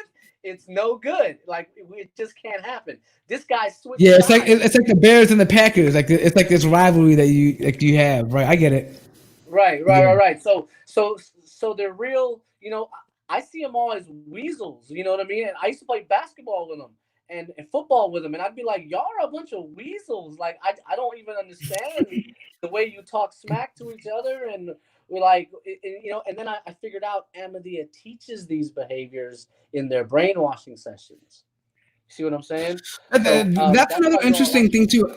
That's another interesting thing too. I think they also aspire to put people on pedestals, like who are maybe academically inclined, or they could be in politics, or they could even be actors. For example, I forgot the name of that black guy, but he was apparently an Ahmadi Muslim. He won a Grammy or something. He won some award. Some actor guy, I forgot his name. Ali, I met him like a bunch of times. Get this. He only joined Ahmadiyya because he fell in love with a girl who was an Ahmadi. Oh wow! But here's the thing: even like they praise him, but the thing is, he played a sodomite in a movie, and like they praise him for that. Like I don't get that. Why would you praise him for being a sodomite in a movie? Like, I'll tell you why. Because he's paying $30,000 a month to London, so they're like, that's a heavy price, can do bro. anything you want. 30 stacks a month. 30 stacks. Well, he was given 10 to 15 stacks before he blew up. This is 06. Bro, maybe I should become Ahmadi and move up the ranks. They pay me. Do little guys get the money? I mean, can I be? What if I'm like a local deputy? Like, do I get some? Hey, look. The Mirza family is so stingy about theirs. They ain't giving it to nobody. Oh, it only goes to them. Like, let's say you're a deputy in like the area. You don't even get that. Like the imam of the area doesn't even get the money. Bro, they're suffocating their own imams. Their own imams barely have enough money. They barely have enough food. They keep them in check. They don't let their imams go to college. So it's like, where are you going to go? If you quit, you will never get a job. Where could you ever go? So the Mirza family is not only suffocating Ahmadis and making them live in persecution, they're suffocating their own imams. And then some of the higher ranking imams, I knew this guy, his dad was an imam in the LA area. His name was Zial Zaki. And he became an imam and he wasn't cooperating. He was asking questions. They said, oh, you want to ask questions? We're going to send you to Africa. And make so it's kind of like, so it's kind of like the way the Catholic Church deals with like the priests that mess up. They put them out to a different Coventry or something like that. They put them out somewhere else where it's a different part of the world where they have to it's a punishment. They're banishing them from the land, kind of thing. Yeah. Brother Oz has another question. I think. Hold on. Well, go ahead and continue. I'm just gonna put up Brother Oz. Brother Oz, ask you a question you want. Or if you can join, you want to, or whatever you feel like. I think this will be the last question because it's been 2 hours again. It flew by. We didn't even realize it. So I'm going to give you the time while he types up or joins in. I know you wanted to do a stream of your own. Why don't you just put in your input about whatever it is you wanted to cover on your stream and get that out here? Because I didn't mean for it to just go off, but I mean, what's the name? Damon came and just guns blazing like he wanted to do something. You know what I mean? And I just don't take kind to that. You know what I mean? Just the way I've been raised. We don't.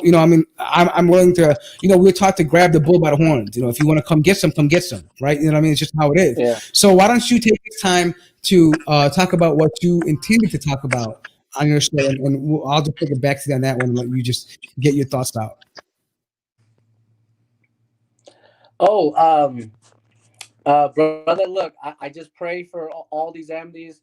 I know that only Allah guides, and sometimes Allah decides to leave people in misguidance.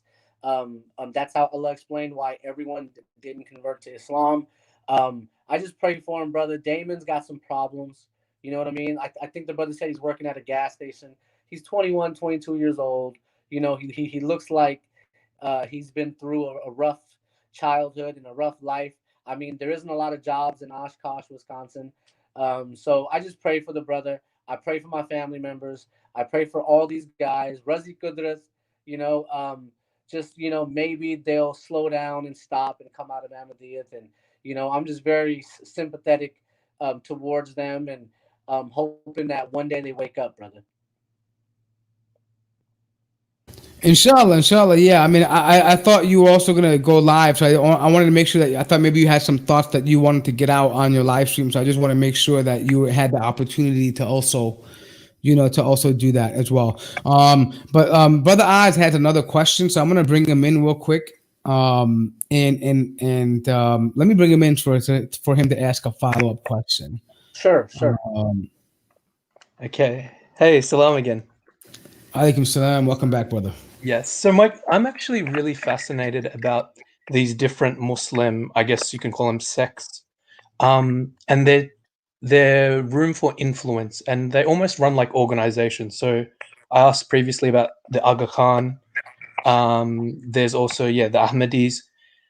It's very fascinating to me, just as a Sunni Muslim, because we're not as organized. We're kind of, we kind of just do our own thing, go to the mosque. But being an Ahmadi, when you saw this organizational level, how does that look on the day-to-day basis, like the money, the community events, all these sort of things, and how they influence politicians? So thank you.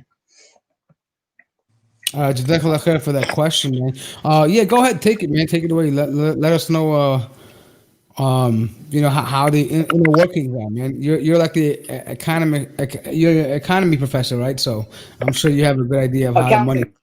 Accounting. I'm sorry. Yeah, there you go. Go ahead. Yeah. So Ahmadis are robots, and I was saying this since I was 11, 12 years old. I was like, y'all are robots. You do whatever you're told. You don't ask any questions. You're in this organizational system. It's not cool. I like the individualism of Islam. I can go to any masjid in America. Even in my city, there's like three. Different people run them. There's a lot of freedom. In Ahmadiyya, there's no freedom. It's a totalitarian regime. Everyone praises the Khalifa. They'll send honey to have the Khalifa bless it. They use a homeopathic medicine instead of regular medicine. In fact, the Khalifa gave out some homeopathic meds to stop coronavirus. You know what I mean? Like, and then a week later he denied it. So it's real robotic. I figured it out when I was 11, 12. I'm more free spirit. I grew up in America, so it's like, how could I follow a robotic system? Where everyone just does what they're told. They never question. You can never question the Khalifa. You can never question a local president. If you question a local president, you're questioning the Khalifa. So it's real robotic, and it's not cool to be in. They're going to control every aspect of your life. Um, so that's why a lot of kids in America are getting out, and they're all becoming agnostic atheists. And I got love for them, and they don't like that, But they don't understand. As Muslims, we say peace. You know what I mean? When confronted with even people who insult the Prophet, the Messenger sallallahu alaihi wasallam, he used to have trash thrown on him. Brother, we don't flip out. We don't have a reaction. Whereas Ahmadis can't do that. If you insult Mirza Ghulam Ahmad or the prophet, they want to kill you. Like one this a famous ex-Ahmadi, Afzal Opal from Rabwa, he wrote a book called Moderate Fundamentalists, where he described Ahmadiyya as their moderate fundamentalist. You know, they do a niqab in Rabwa. It's a full niqab. Women are not allowed to even show their face. If they get caught with the face guard down, they'll get written up or whatever it is. You know what I mean? It's not cool. So I'm so happy to be out of it. My life is so much better, and I hope other Ahmadis can get out. Inshallah, inshallah. Yeah, I mean, I think the other thing was about the about the way that the inner, like the day-to-day works out. So are they allowed to have any kind of autonomy or independence? Like, I mean, let me ask you, is there, I see a lot of these guys on YouTube, or I'm these now because of this thing, I'm seeing these things, and I feel like a lot of them have like these polos that have like this Ahmadi Foundation logo on it, like it's like a dress code, like they're in a uniform. Is that like something like they're supposed to do now, or what?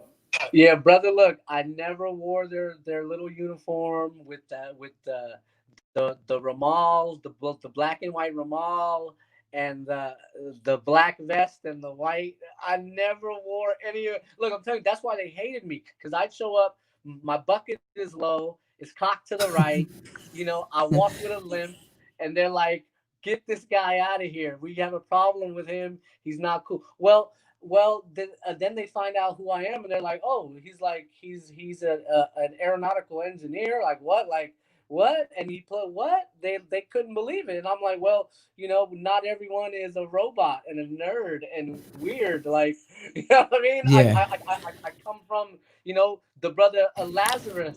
I got some of that going. You know what I mean? Like, Right. By the way, real quickly, sorry to interrupt you. Adil Ghani, Jazakumullah khair for your super chat. May Allah subhanahu wa ta'ala reward you, man. I appreciate it. Thank you for all the support that you guys give. Unfortunately, like these guys are trying to make it sound like I'm begging for money, and all the money that we use goes back into the production, into bringing gas. That goes all back on sort of Mad Mamluks as well too. We don't. I don't make a business out of this. Anyone who knows anything about YouTube knows that you make pennies in the dollar here. I mean, wouldn't be enough to even buy a McDonald's sandwich. It's nothing. It's just a way for fans to show that, or guests to show that they appreciate the content, because people have to spend time. Like, we spent 2 hours of our day. He's a family man, I'm a family man, and we spent time here to do this, right? So people appreciate that. It's just a way of showing a gift that people give. I know you won't get that concept because you have to give gifts to your leadership, but in Islam, we're encouraged to give gifts to each other, right? You have to give gifts to your leadership. We give gifts to each other, right? So that's just how it works. Right. So, that's true Islam. So that reminds me, in Ahmadiyya, they quote all the verses on zakat in the Quran to get chanda out of Ahmadis, and that's not right. In America, we pay sadaqah. It's not technically zakat because we're not giving our money to an Islamic government. It's mostly sadaqah, right? So they give them money, and they don't ever ask a question where it goes. They don't see the account. Only 20% of the money that leaves America comes back. You know what I mean? So and now, yeah, that's crazy. Yeah, I mean, just to clarify, zakat can be given to anyone, but the thing is that in Islam, in the government, we have something called Bayt al-Mal, which is like the trust of the ummah. Which, if there was a Khalifa and there was a government, he would see if there's people that need money, that don't need money, or of a local what we call a amir, or a governor of an area. He would decide whether someone needs money, this and that. And so we have that. And it seems like they're trying to take advantage of that. And by the way, what's funny is that it looks like it's the same system that the NOI uses, the same system that the Aga Khanis use as well too. Yeah. The same system that all these various cults, the Scientologists use. This is a telltale sign of a cult movement. When you have money that is due. If you don't pay the basic chanda, you can't vote. You can't play basketball at the local event. they will they will Wait, embarrass hold on. you. Is basketball a big thing among the Ahmadis? Like the young kids, is that what it is? Like, is that how they bring it? They have like basketball tournaments? The reason I'm asking because Qasim Rashid used to come to our own masjid. We used to have a basketball tournament and they would come in. And I remember people after a while would be like, hey, why is this guy coming up, bro? Like, he ain't Muslim. Like, he ain't supposed to be here. This is the Muslim, basketball league. Like, why is he here?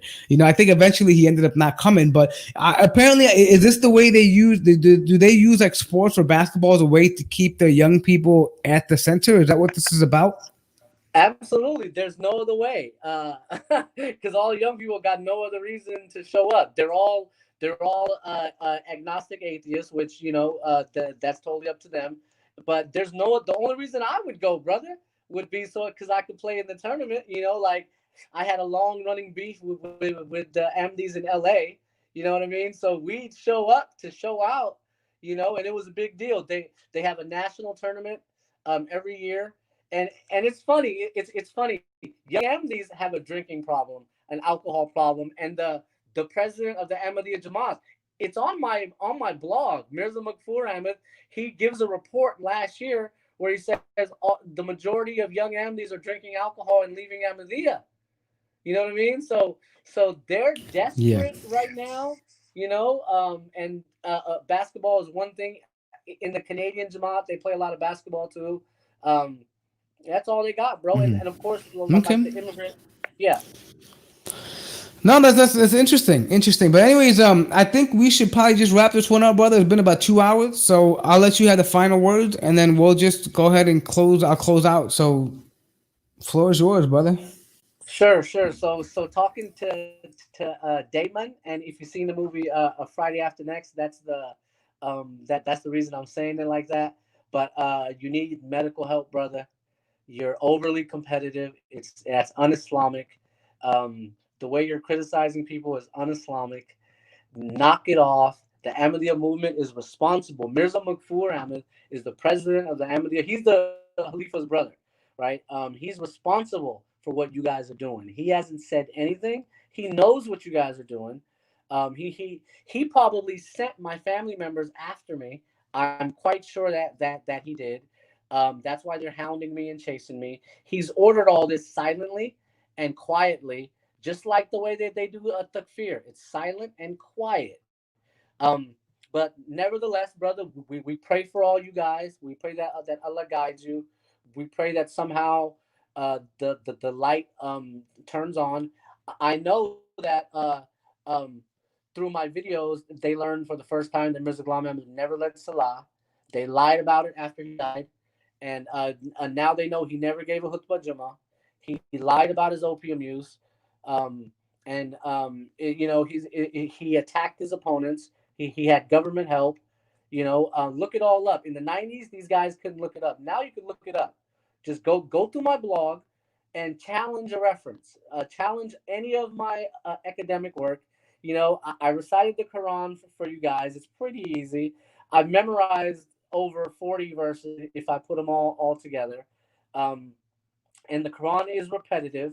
I just need my good reading glasses that day because I'm getting old, so I can't, like right now I can't read the comments, right? So, brother, we just pray for these guys. They need